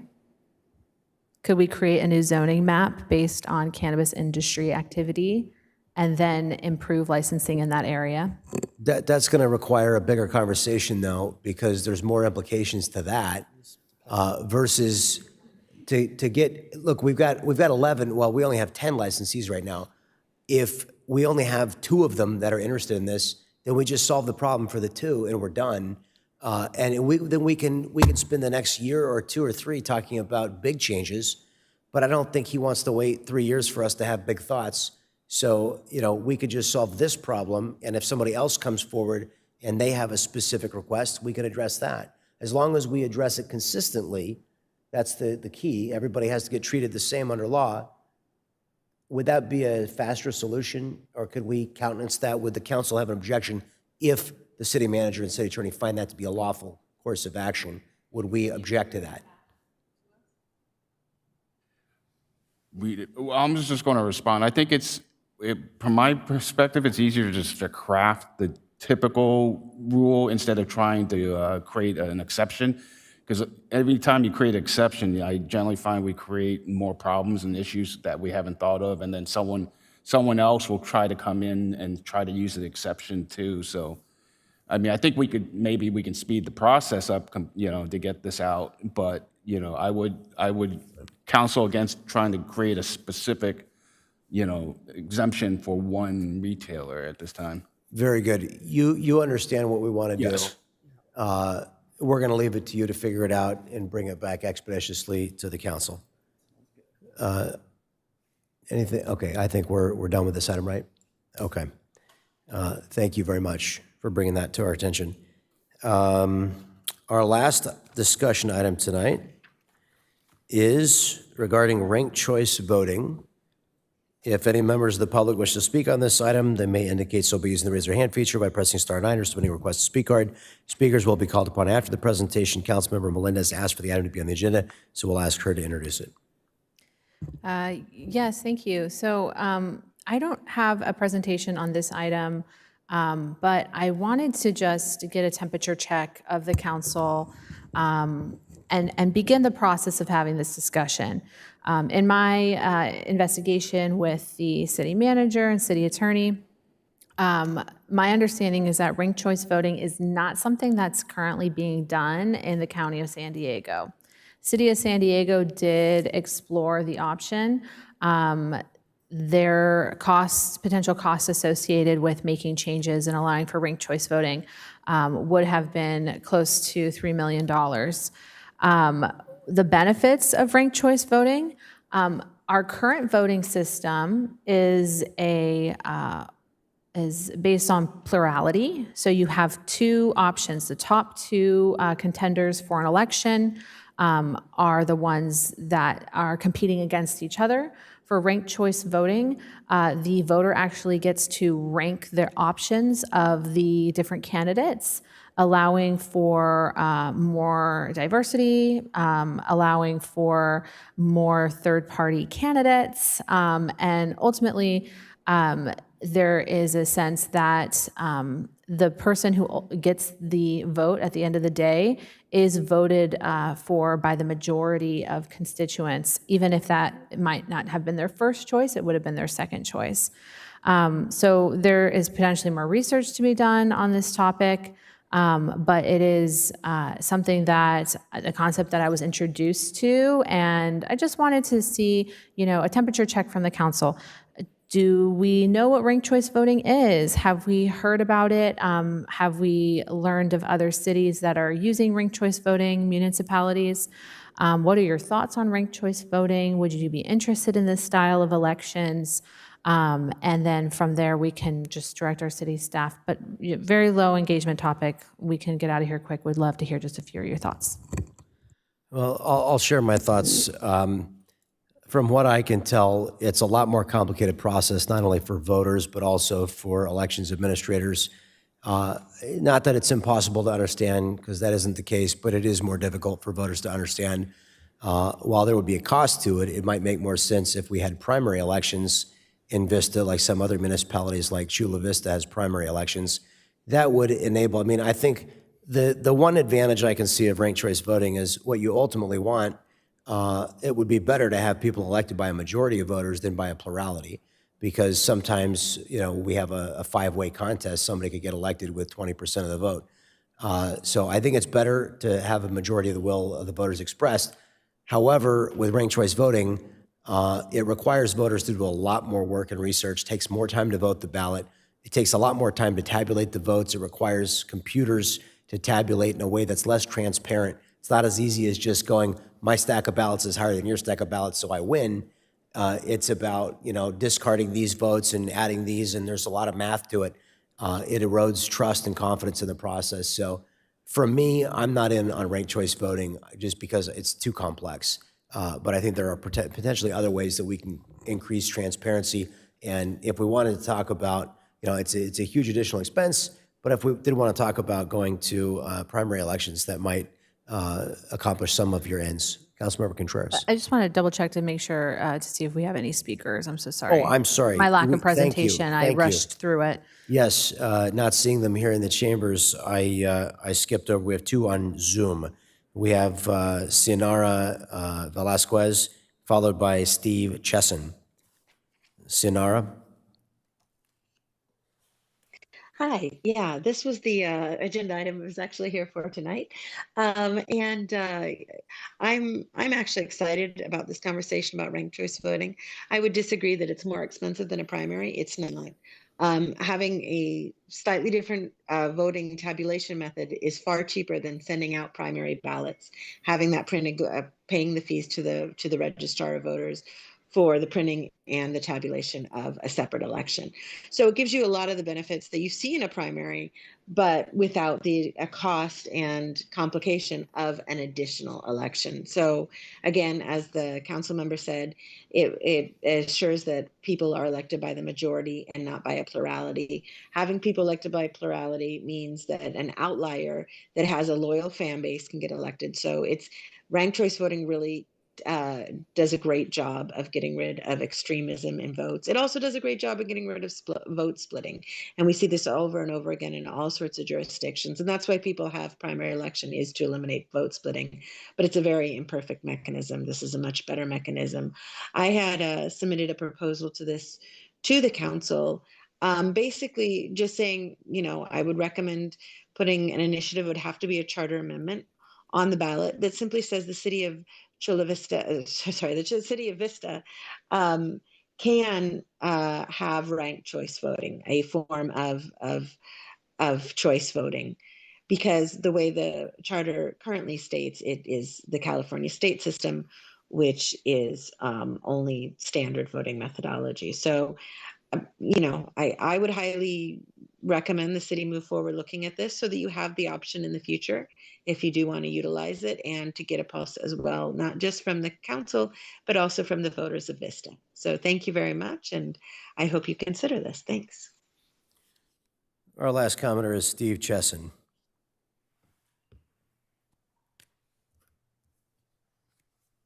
Can you hear me? Yes, we can. Go ahead. Thank you very much. Mayor Franklin, council members, good evening. My name is Steve Chesson. I'm president of Californians for Electoral Reform.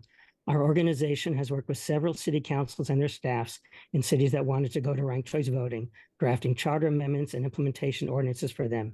And we're happy to help the city of Vista should it decide to go in that direction. I'll email my contact information to the city clerk. I do note that San Diego County does have voting equipment that is certified for ranked choice voting, and there is a citizens group in San Diego working on an initiative to bring ranked choice voting to that city. Exit polls show that the vast majority of voters, once they use ranked choice voting, like it, understand it, and want to continue to use it. The mayor tossed out a lot of canards about ranked choice voting that aren't true in practice. I don't have time right now to respond to them, but you do need a presentation on ranked choice voting, and I can arrange that if you desire that. You do have a written public comment advocating what the commenter calls head-to-head voting, also known as pairwise or Condorcet. While there is no equipment certified for head-to-head in California, at least 97% of the time, the winner of a ranked choice voting election would have also won under a head-to-head tabulation. So you could adopt ranked choice voting this year, and if and when the county's equipment is certified for head-to-head, switch over to that should there be a desire to do so. I'll be happy to answer any questions you may have, and I appreciate your time. Thank you very much. Okay, we'll close the opportunity for public comment on this item. Now we'll hear from Deputy Mayor O'Donnell. Do we, Kathy, do we know what the voter turnout was for our districts in each of the last respective elections? So D1 and D4 in 2022 and D2 and D3 in 2024?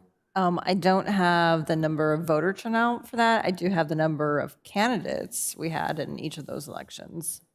How far back do you have the number of candidates? So I just looked back to when we went to districts. So 2018 was our first district elections, yeah.